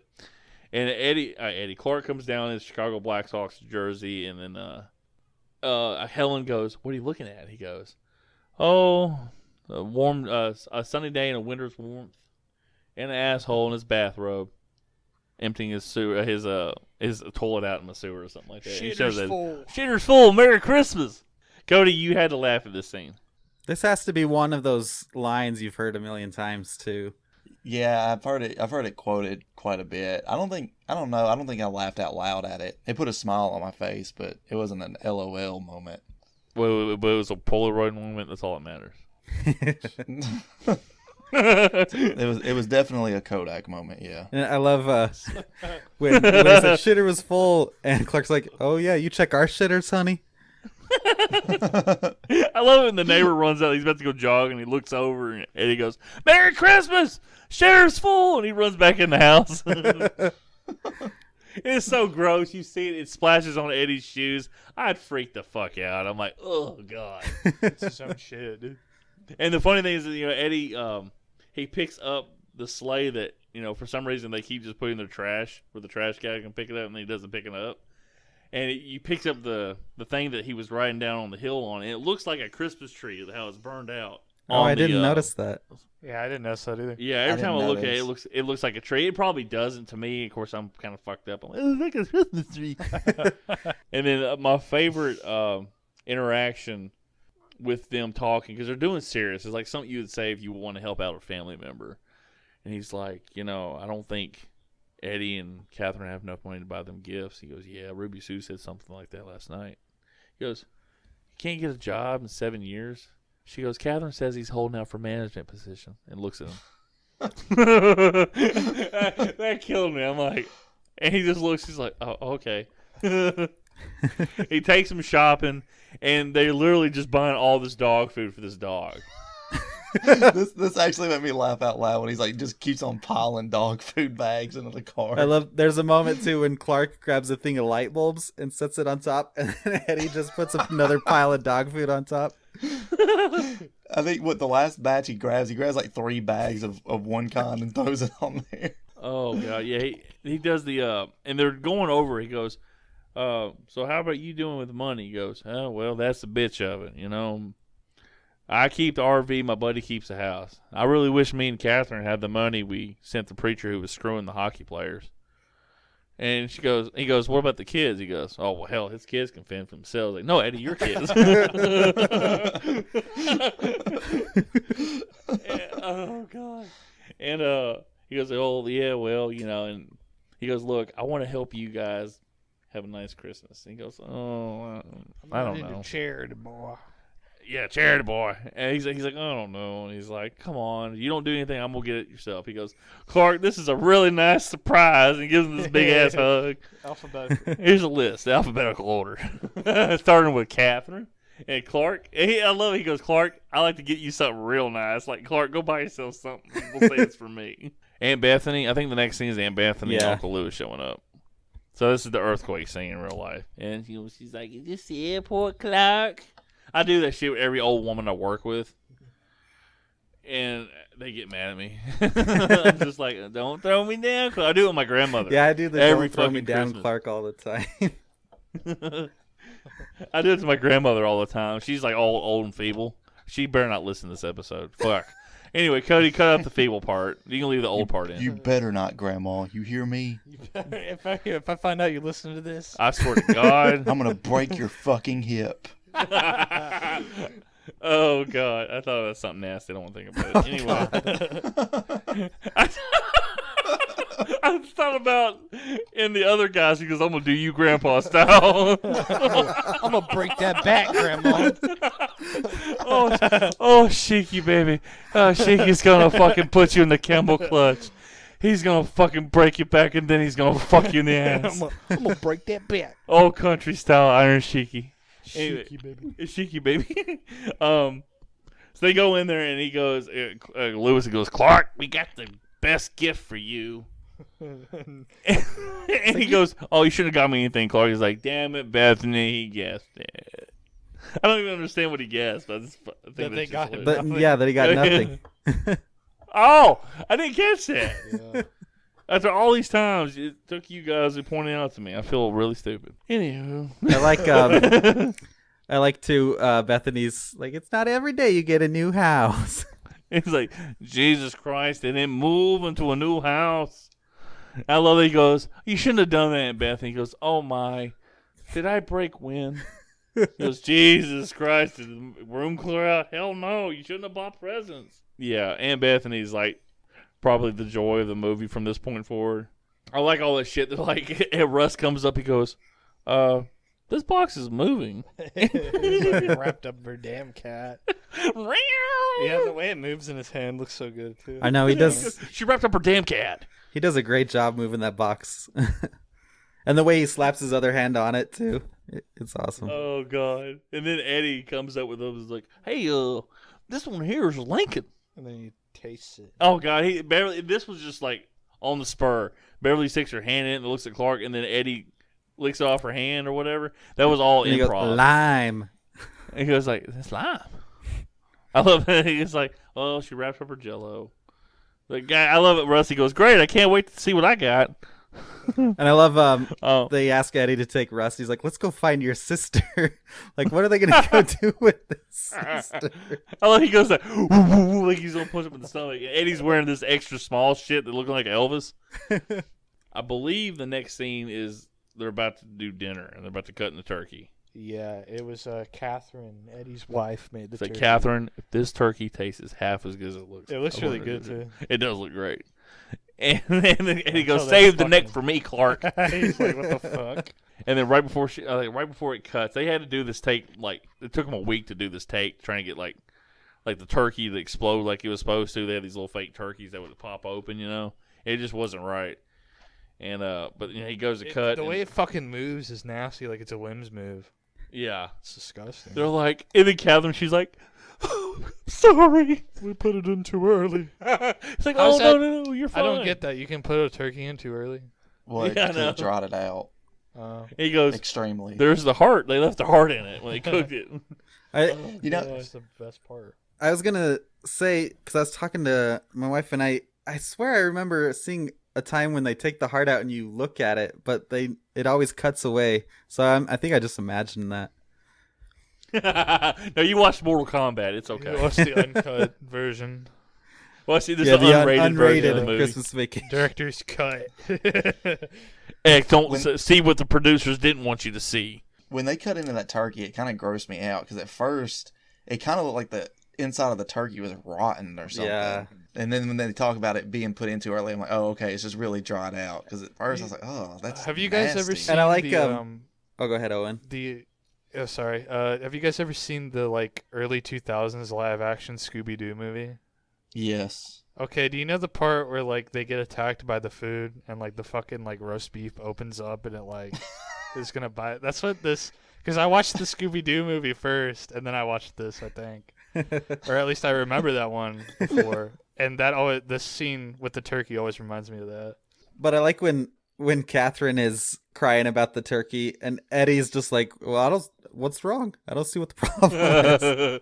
What are you crying for? It cuts to them, they're eating. Everybody's like fucking like trying to chop down this turkey. Eat the Jello with the fucking cat food in it. Oh god, I love parts yeah. like it looks like cat food, but at the same time it looks like something like Lucky Charms, but it's just the stuff you don't eat. Now I'm gonna think about Lucky Charms looking like cat food. And he's over there, he's eating, and I guess they're drinking water. I don't know who drinks water for food. It must be a Chicago thing. Yeah, fucking Chicagoans. We drink sweet tea here. Thank you. They don't have that in Idaho. I know I have to make it myself here. Everybody looks at him like he's a fucking freshly- witchcraft. Burn him at the stake. Freshly squeezed potatoes. You gotta be careful. See, Alex lives up there in Mormon country, so you gotta be careful about sweet tea. They're just like, this is an abomination, boy. We got John Smith living down in the basement, and he's still alive. Oh, God. Anyway. But he's funny, like, Clark is like, hey, Bethany, does your cat like Jello? And Eddie's she looks so confused. God bless her. He's like, I don't know about the cat, but I sure do enjoy it. He's like, why don't you load me And up then- with some more? Because it is good. Oh, I missed the part where Eddie was passing around. When they're passing around food, Eddie takes the sweet potatoes, eats a bite off the thing, and then throws it on his plate, and then puts the spoon back in the thing. Oh, I'm I like, didn't notice my that. I God. miss that every time. It's nasty as fuck. Oh. Yeah, isn't this where the dog starts going? Yeah. He's like, you didn't feed it from the table. Well, and then, yeah, he's like, yeah, no. He's just digging through the trash. Oh, there, and then Clark's like, looks over and the trash is all on the floor. But before that part too, he's tells the kids, he's like, I heard they saw Santa's sleigh fly over the city. Oh, yeah. I forgot that part. And Eddie's like, you serious, Clark? Is he like, I always took it as like, he's like, No, Eddie's just like, are you serious? no, he's like, oh, okay. I thought he was like pissed off at him for being like, No, he was like, no, are you serious? He's real? That's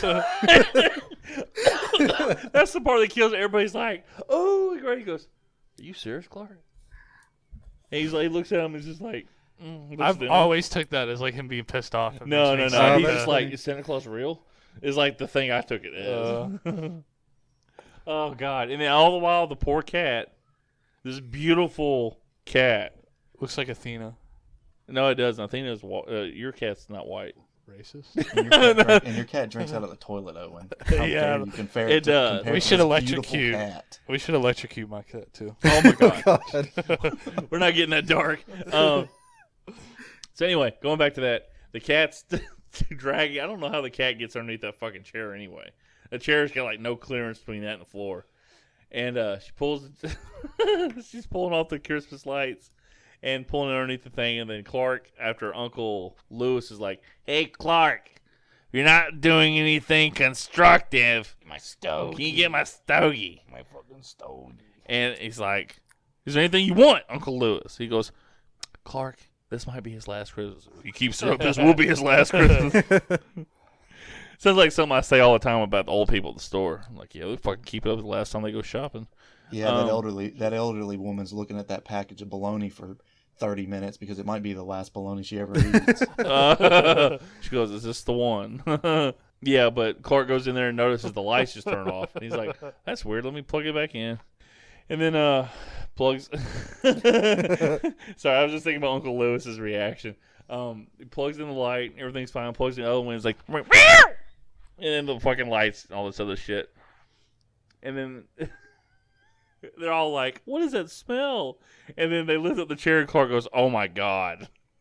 And they're all like looking at each other and Lewis is like, what is that? It's like, oh, nothing. And then that's when they take it outside, and Eddie's like, if you don't mind me asking how much that chair gonna set you back, I can fumigate it. And they're like, what's that smell? He's like, fried pussy cat. Fried pussy. Big pussy. Big spread pussy. She smells like she's 50 years old, too. That's so gross, Owen. You opened this fucking... It's like Hellraiser. Pandora's you box. opened the box. We And have I'm like, such sights to show you. I'm like, fucking Pinhead shows up. I have to make these jokes. I would be Butterball. I'd be the fat fucking guy. I would be like, "Urgh." Cody would be the chatterer. Yeah. Cody's like, Cody, I don't think Cody's ever seen the Hellraiser. I don't know. I have the first Okay. one. That's the only Not one all you the need to crappy watch. sequels. Yeah. Yeah. yeah, that's the only one you need. That's the only one. Yeah, the second one's okay. It's just those movies are too gory. Anyway, back to our horror movie podcast here. Yeah.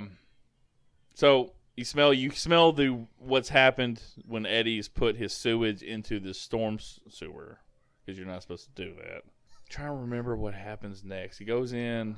The squirrel? No. No, it's not the squirrel yet. No, He's it's getting the guy pissed knocks off. on the door when they get inside. Oh no, yeah. Lewis! No, remember Lewis lights his cigar and burns the tree up. Fucks up his tree. He goes, Lewis, Oh, that's right. my tree. He's like, so what's the matter with you? Well, look what you did to my tree. He turns around. He's on fire. He's like, Lewis. And he tackles This him. his ass. He takes like patting him, and all of a sudden he's pissed off at this point. He goes to get the chainsaw to go get himself another No, tree. he gets the letter. Oh, Yeah. the letter, my bad. Yeah. He does not get his promised Christmas bonus. Yeah, he tells It's, he tells everyone he's gonna put in a pool, and Eddie's like, I "I can't can't swim, swim, Clark." So You I see know him Eddie. swim in the fucking imagination. I know. Like, I love. He's like, I can't swim on the Eddie's like, I know, Eddie. It's fine. And then he's like, I'm gonna fly all you guys down. It's funny if you notice in that scene. I didn't notice this, and Randy said something about it when he says that we're getting a Christmas bonus here. This is great. Eddie and Catherine hug each other because they're going to be looking for some money. Oh, yeah, that makes sense. damn. There's a scene on the left side where he goes like, "Oh, we're getting the money. This is my Christmas bonus." We're like, "Oh, they're hugging each other," and they hug each other. And Randy's like, "Yeah, we're already looking like we can try to get some money out of it." It's like the character like influence. I thought that was funny. That is funny. And then all it is an annual membership to the monthly jelly club or something. That's month- the gift Jelly that of the keeps Month on Club. giving Yeah. all year long. Yeah, that's the gift that keeps on giving And all then year he's like, round. That it is, Edward. That it is. And then he gets always like this. He gets mad, tears it up, and grabs some eggnog. He goes, and that's when the epic rant from the beginning of this podcast happens. Hey, if you guys got any last minute gift ideas for me, I got one. I'd like to have my boss Shirley right here.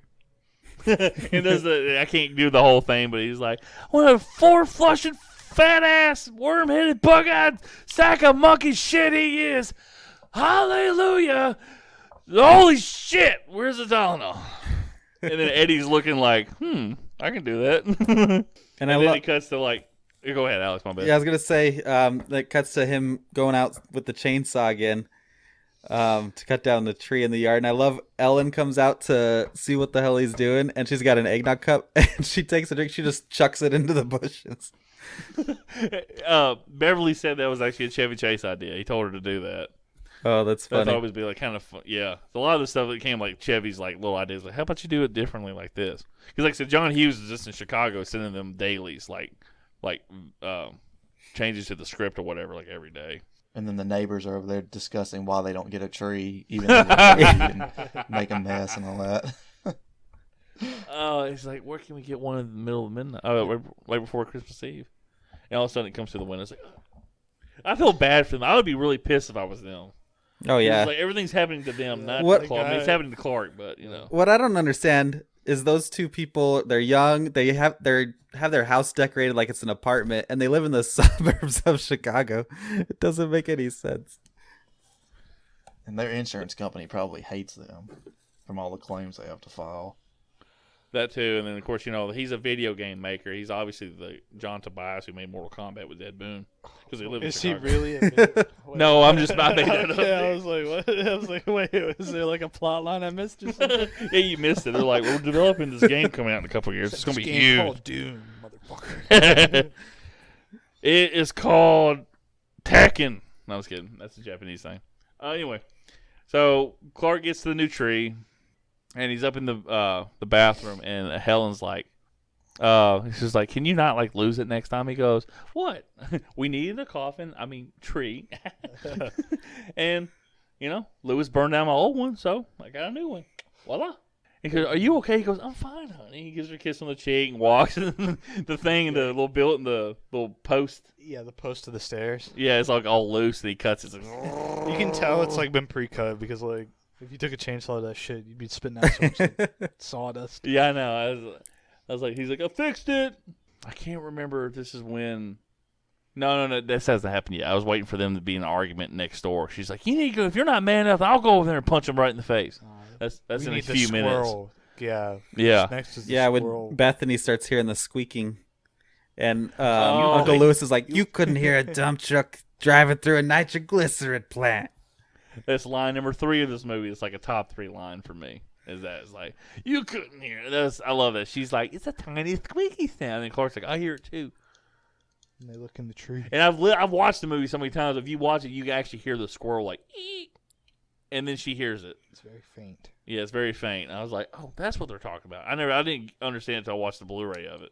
Yeah. And they're so then a little squirrel comes out. And he he jumps on Clark. And I'm like, they're acting like it's the worst thing in the world. It's the funniest thing. It's squirrel! I love too. Yeah. Before that happens, they're like game planning for what they're gonna do, and oh, God. and Clark, Where's Eddie at? Clark He yells eats for these damn for things. Russ. He's like, Russ, and he's right next to him. Right here, Dad. He goes, oh. I love it when he does that. Like, it's like, where's Eddie at? He's these damn things. He's like, oh, not anymore, Clark. He read they were high in cholesterol. Thank you, Catherine. And he's like, well, come on, somebody go grab a hammer. He goes, Clark, what are you going to do? He's like, I'm going to catch you in the coat. Bang it with the hammer. And then the fucking Helen's mom, she passes out. So yeah, he sneaks in there and his dad goes, I'm going in with him. Like it's a fucking war zone. That is my favorite part when he like a squirrel in his face. Oh, God. And then Clark, he knocks over his own mother as they're running away. And the dog busts out of the fucking, like, wherever he's been locked in through the door. And he's like, rah, rah, chasing. It's funny because before that you have a shot of like the dog like in the living room. Yeah, he's like peaceful and all shit like that. He's not And even then now locked in he's anywhere. like not even in the fucking house. He just like bust through the door. The dog just wanted to make a fucking mess. Like, I'll bust through something to go save him. Break down the walls. Yeah, Jericho. Break it. I can't remember the fucking song now. I fucked up. Break the walls down. There you Yeah, go. that's it. There you go. Break it on down. Want some, Shashawn? Come and get some of this Triple H. Yeah, then that's Owen when Margot and Todd are yelling, and she wants him to go over there and hit him.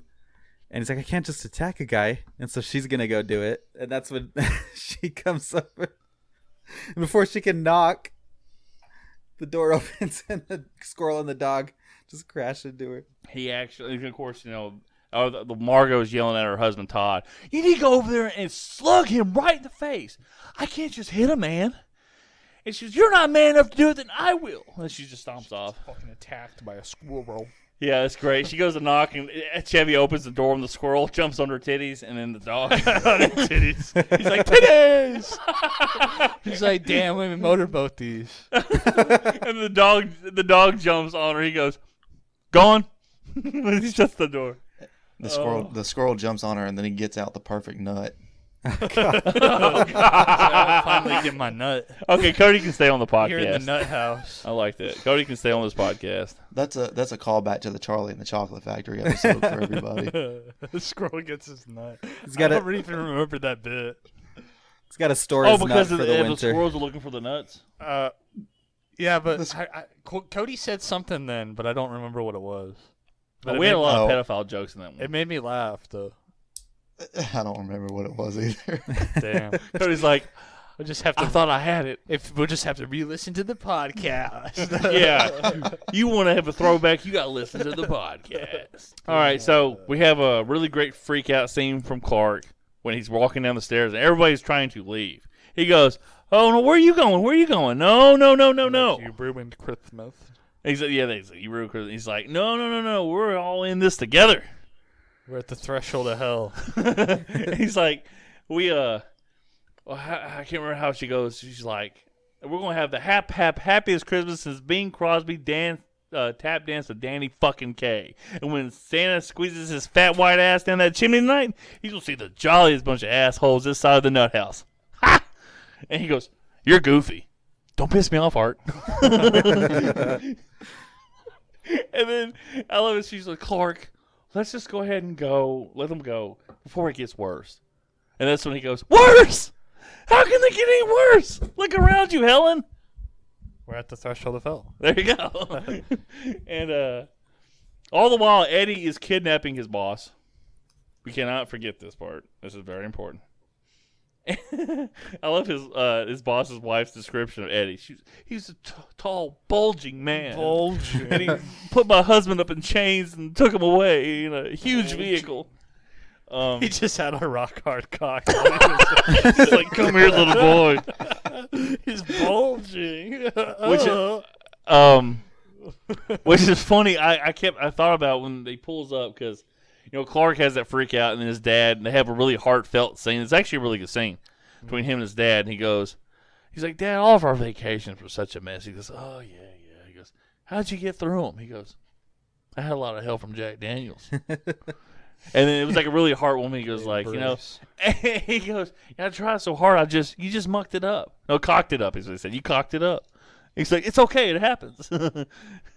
And then he gives him a hug. He's like, love you, son. He's like, Dad, you going to do the Nightmare Before Christmas? It's your house, son. You going to recite the Night Before Christmas? No, son. It's your ass. I'm retired. Yeah! I'm too old for this shit. He does the Danny Glover. I'm too old for this shit. Hey, you have Joe Pesci come up. Okay, guys, come on. Listen here. Come on. So he's reciting the Nightmare Before. I keep saying Nightmare Before Christmas. Fuck you, Cody. Cody really likes that shit. He has a blanket of Nightmare Christmas in his house. I keep thinking about What's this? What's this? There's color everywhere. All right, There's we can move COVID on. everywhere. There's COVID everywhere. There's COVID everywhere. I also like with Todd and Margot have that happen, and then Margot comes back and she comes in all tore up, her clothes are ruined, and Todd's like, well, what the hell happened to you? And Margot just slugs him. Right in the fucking... He falls over on the sofa and shit, knocks it over. Oh, the sound effect's fucking great. It sounds like a fucking huge just punch in the face. It's like, bam! I'm like, oh, God. I love that. All right, so we get towards the end. Thank goodness. It's been 3 hours. 3 hours been a long later. one. We've This is been reading longest the reporting we've ever done. We've been reading the script of the Ten Commandments with Charlton Heston. We've been going through the New Testament. James Earl Jones has been reciting the Bible. That's a commercial that he does. I think you can buy it. James Earl Jones reading the Bible to you. It's like, oh, Darth Vader. They should get like. He does the breathing too, like Darth Vader. It's like, Jesus said. No, I'm just kidding. He didn't do that. Joseph begot Doesn't he Jesus go, and Jesus. no? He's like, no, God. And then He's Jesus like, went to no. the temple and flipped over those tables.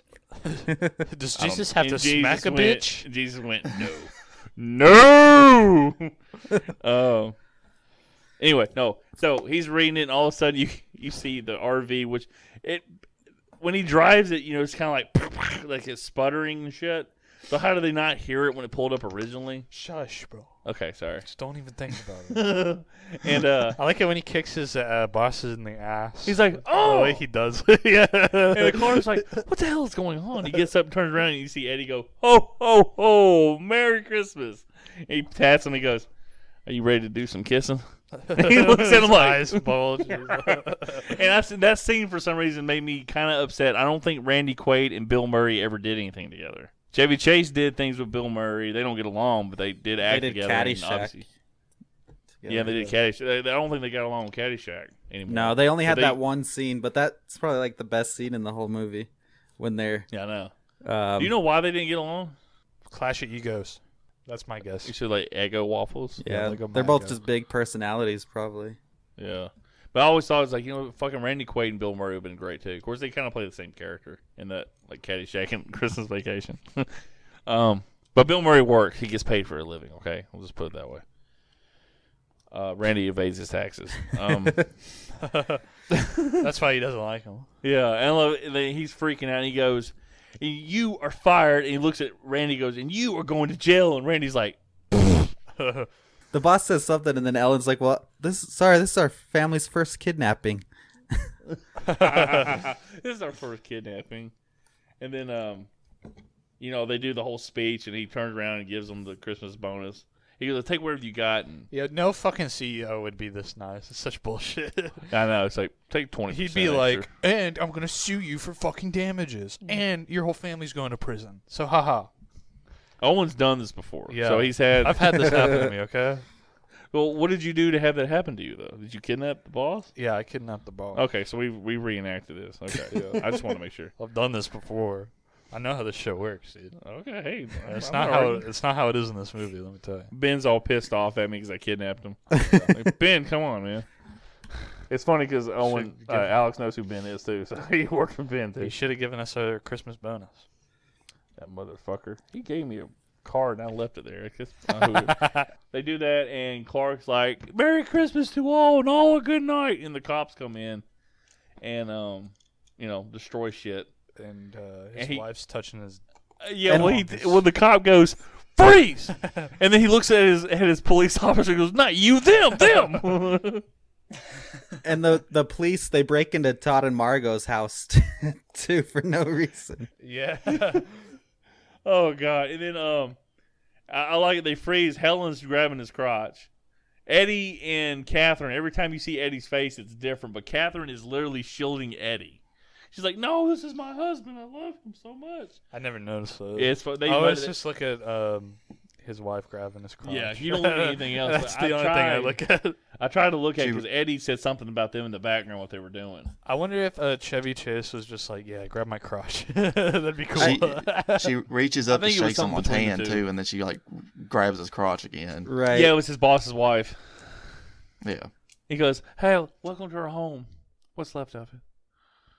And then Owen's favorite line in the movie is about to come up. Where he's like, Oh yeah, he goes, it's been a big misunderstanding, and this is when he tells about I cut out Christmas bonuses, and then the police chief goes, "That's just the most low down thing I've ever heard. Why, if I had a rubber hose, I'd beat..." he goes, "Okay, I changed my mind." That is my favorite line in this movie. That's a good one. I'll change my mind. It's fine. And they do you see Rocky and Susie Q. What the fuck is her name? Something. Ruby Sue. Ruby Sue. Ruby I'm Sue. a fucking idiot. Susie Q. Susie Q. Little Debbie cake. Rocky, they're like, "Hey, look, it's a Christmas star." Not a Christmas star. Look at Santa Claus. And they see something flying across the sky, and they go all out. And the cops stay there for some reason. They're like, Clark goes, "No, it's a Christmas star. Christmas means something different there. This really heartfelt thing." And then Uncle Lewis is over there and goes, "That ain't the freaking Christmas star. That's the light from the sewage treatment plant." He goes, "Sewage treatment." "Don't drop that latch!" And then it fucking blows up. And then the fucking little Santa thing flies into the air. Yeah, I like how it goes up into the moon. It looks like it's like in the sky. Yeah. And Aunt Bethany goes, "When the rock gets red glare." Blow bombs bursting. Oh god! And we forgot about the part at dinner when she's Oh like, yeah. they say Grace, and she goes, "Grace, she died 30 years ago," and he's like, "They want you to say Grace." And he points to his mouth. He goes, "The blasphemy." The way he does it, yeah, it's like he's like, "I'm melting." And she's like, "I pledge allegiance to the flag of the United States of America." And then Eddie stands up, puts his hand over his heart, he's like, "To the republic in which it stands." But yeah, they do that whole bit, and And right when then they everybody, get done with Yeah, the go Star ahead. Spangled Banner and the Santa launches, Bethany yells out, "Play ball!" I love Bethany, man. She's so sweet. And then they're all inside dancing, and then Clark's like, I did it. And he has a kiss with his wife. He actually pets the dog at the end. Touches his dimple, his little chin ass one more time. You like the chin ass, don't you? I do. I'm partial to it. I am very partial. I'm partial to the ass face. Yeah. I'm partial to the ass chin, yes. The question is, would you eat that chin ass? Oh my god! What if she just like pulls her tongue out? She's like, right? Yeah, she just. You think she's gonna go in for a kiss, but she just starts licking his little. You know, ass I wanted chin. one episode not to get sexual, and we fucking went there again. We already Every talked fucking about time. gerbils and asses, so I think. Yeah, Yeah, that's we kinda did like do what we that. opened with. So. It is what we. Okay, we're right. So anyway, yeah, she's sticking her tongue right in the crevice. She's like, "Oh, you like that, Sparky?" he's like, oh yeah. "Oh, baby, you're my spark plug." Kickstart my heart. And then girls from Motley Crue's come on. Motley Crue. I almost said Motley Crue's. There's Motley multiple. There's multiple Motley Crue's. Motley Crue, Tom's brother. Oh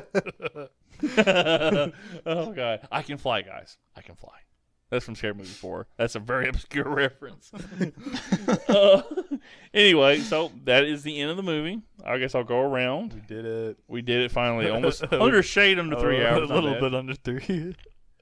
This was we probably went as long. The movie's 2 hours. It's an hour. It's an 37 hour and minutes. 30 minutes. We fucking have tripled the content we got out of this movie. Yeah, you can triple. I was gonna say, triple. Lance, you said you wanted to be like with Gorley and Rust, and now you really did it. Yeah, we finally did it. That's the podcast I listened to. They go like 3 hours. Well, when I edit it down, it'll probably be like an hour and 10 minutes. It's 59 minutes, guys. It's 2 minutes. Sorry, this is your average length time, motherfuckers. This is all we got. It's like we get to it, you hear, "Hey, I'm Alex," and that's it. Okay, what's your opinion on the movie? Okay, closing thoughts? Okay, so I'm going to go in reverse order now. Going with Owen. Owen has to pee. He's wiggling his legs. Yeah, I really do have to pee. Owen, what's your final thoughts on the movie, and would you recommend it? I love this movie. I don't know who besides Cody has never seen this movie before, but His wife, probably. Okay, well, No, she had actually seen it before. okay, well, Holy shit. please watch this movie. It's a holiday classic. It's more enjoyable than the fucking Red Ryder BB gun Christmas story that some motherfuckers like to watch every year. Okay. Shots Yeah, fired. I know this is a hot take, but I think that I movie. can't hold the microphone anymore. Yeah, it's getting a little. I mean, steamy Gene here. Okerlund, you've heard it all from Owen. Yeah. But no, I really like this movie. It's a classic. I watch it every year. So yes, watch this movie if Okay, you good. haven't. I definitely recommend this movie, and I probably consider it ooh, buddy, it's in my top 3 in Christmas movies, and it's just like really just family movies. I used to watch my family a lot, but it's definitely in my top 10 probably all-time movie list as well, just for my personal preference. So, yeah, I'd definitely recommend it. Cody, this was your first time watching it. I'd like to hear your thoughts, sir. Yeah, this is my first time watching it. I liked it. It's a good movie. I would recommend watching it. I don't think it'll end up in my annual Christmas movie rotation. What about your anal Christmas rotation? Maybe. That's a different time of year. Oh, God. I've been naughty this year, Mommy. That's when all the polyps start lighting up. Oh, God. But yeah, I mean, it's a good movie. I would definitely recommend it. It's got some funny moments in it. But yeah, like I said, it probably won't end up in my annual rotation, and I wouldn't put it in my top 5 Christmas movies. Oh, well, you suck. All right, we are going to. And Cody, Owen didn't even hear it. He goes, "Yeah." And we're going to finish off with my good friend Alex, good sir. Our movie. This is what we quoted so many times. What are your thoughts and what is your recommendation? There's no way I could recommend this movie. No, I'm just kidding. You don't want to be cursed to a friendship with Lance. Fuck that fat asshole. No, You're going to cut that, right, Cody? This movie and this podcast sucks. yeah, I was trying to bring the podcast down from the inside. That's why we went so long. I want you guys to hear what my podcast will be like. No, I love this movie. I highly recommend it. It's my favorite of the vacation movies. It's one I watch every year. probably end up putting it on during the summertime, even just because I want to watch it and quote it. So I definitely highly recommend. Awesome. Yeah, it's a badass fucking movie, and I think this episode's gonna come out. Bet what? Badass. He's like clenching his left fist. Badass. I'm like, yeah. Look, I just say that. Quit making fun of me. I thought that was cool when I was like 13. Fuck off. You weren't even born yet. You watch like the fucking stop motion, like Rudolph the Red-Nosed Reindeer. This is badass, dude. Hey, I like that Rudolph movie. Ernest Saves Christmas, dude. This is fucking badass. Oh god, I'm getting roasted now for being old. I'm sorry. It's all right. The roast of Lance. The podcast. God, that would be a terrible episode. Let's roast Lance. No, it's okay. But anyway, yeah. So that's gonna be it. Everybody, thanks for listening. Please check out our Twitter account at Filmoscopy Podcast. Please check out Alex. He's at Alex Expressed, all together. And hopefully we'll be advertising his podcast when it comes out, hopefully soon.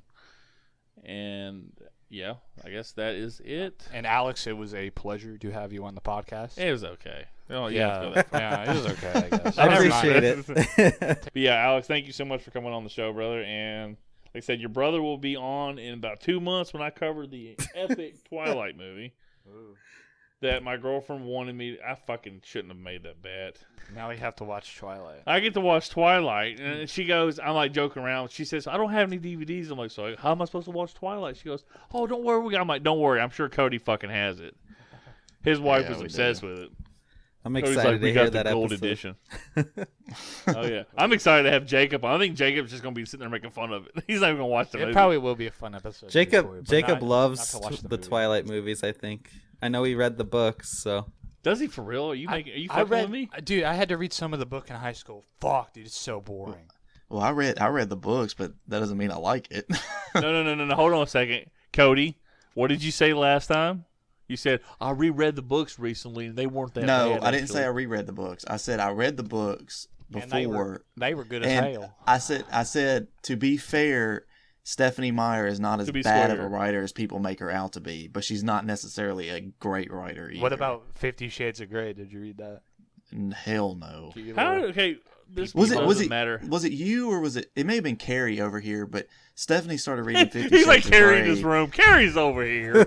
Well, Stephanie started reading 50 Shades of Grey, and the book was sitting out on the table, and Cody's like, someone just opened it to I a think it's random what page, ideas. and it was like, of I course, did- in the middle of like a I hot did that and heavy for, sex scene. I did that for the podcast. I think like our second Yeah, episode. Apocalypse Now. Owen read a passage from 50 Shades of Grey. Yeah.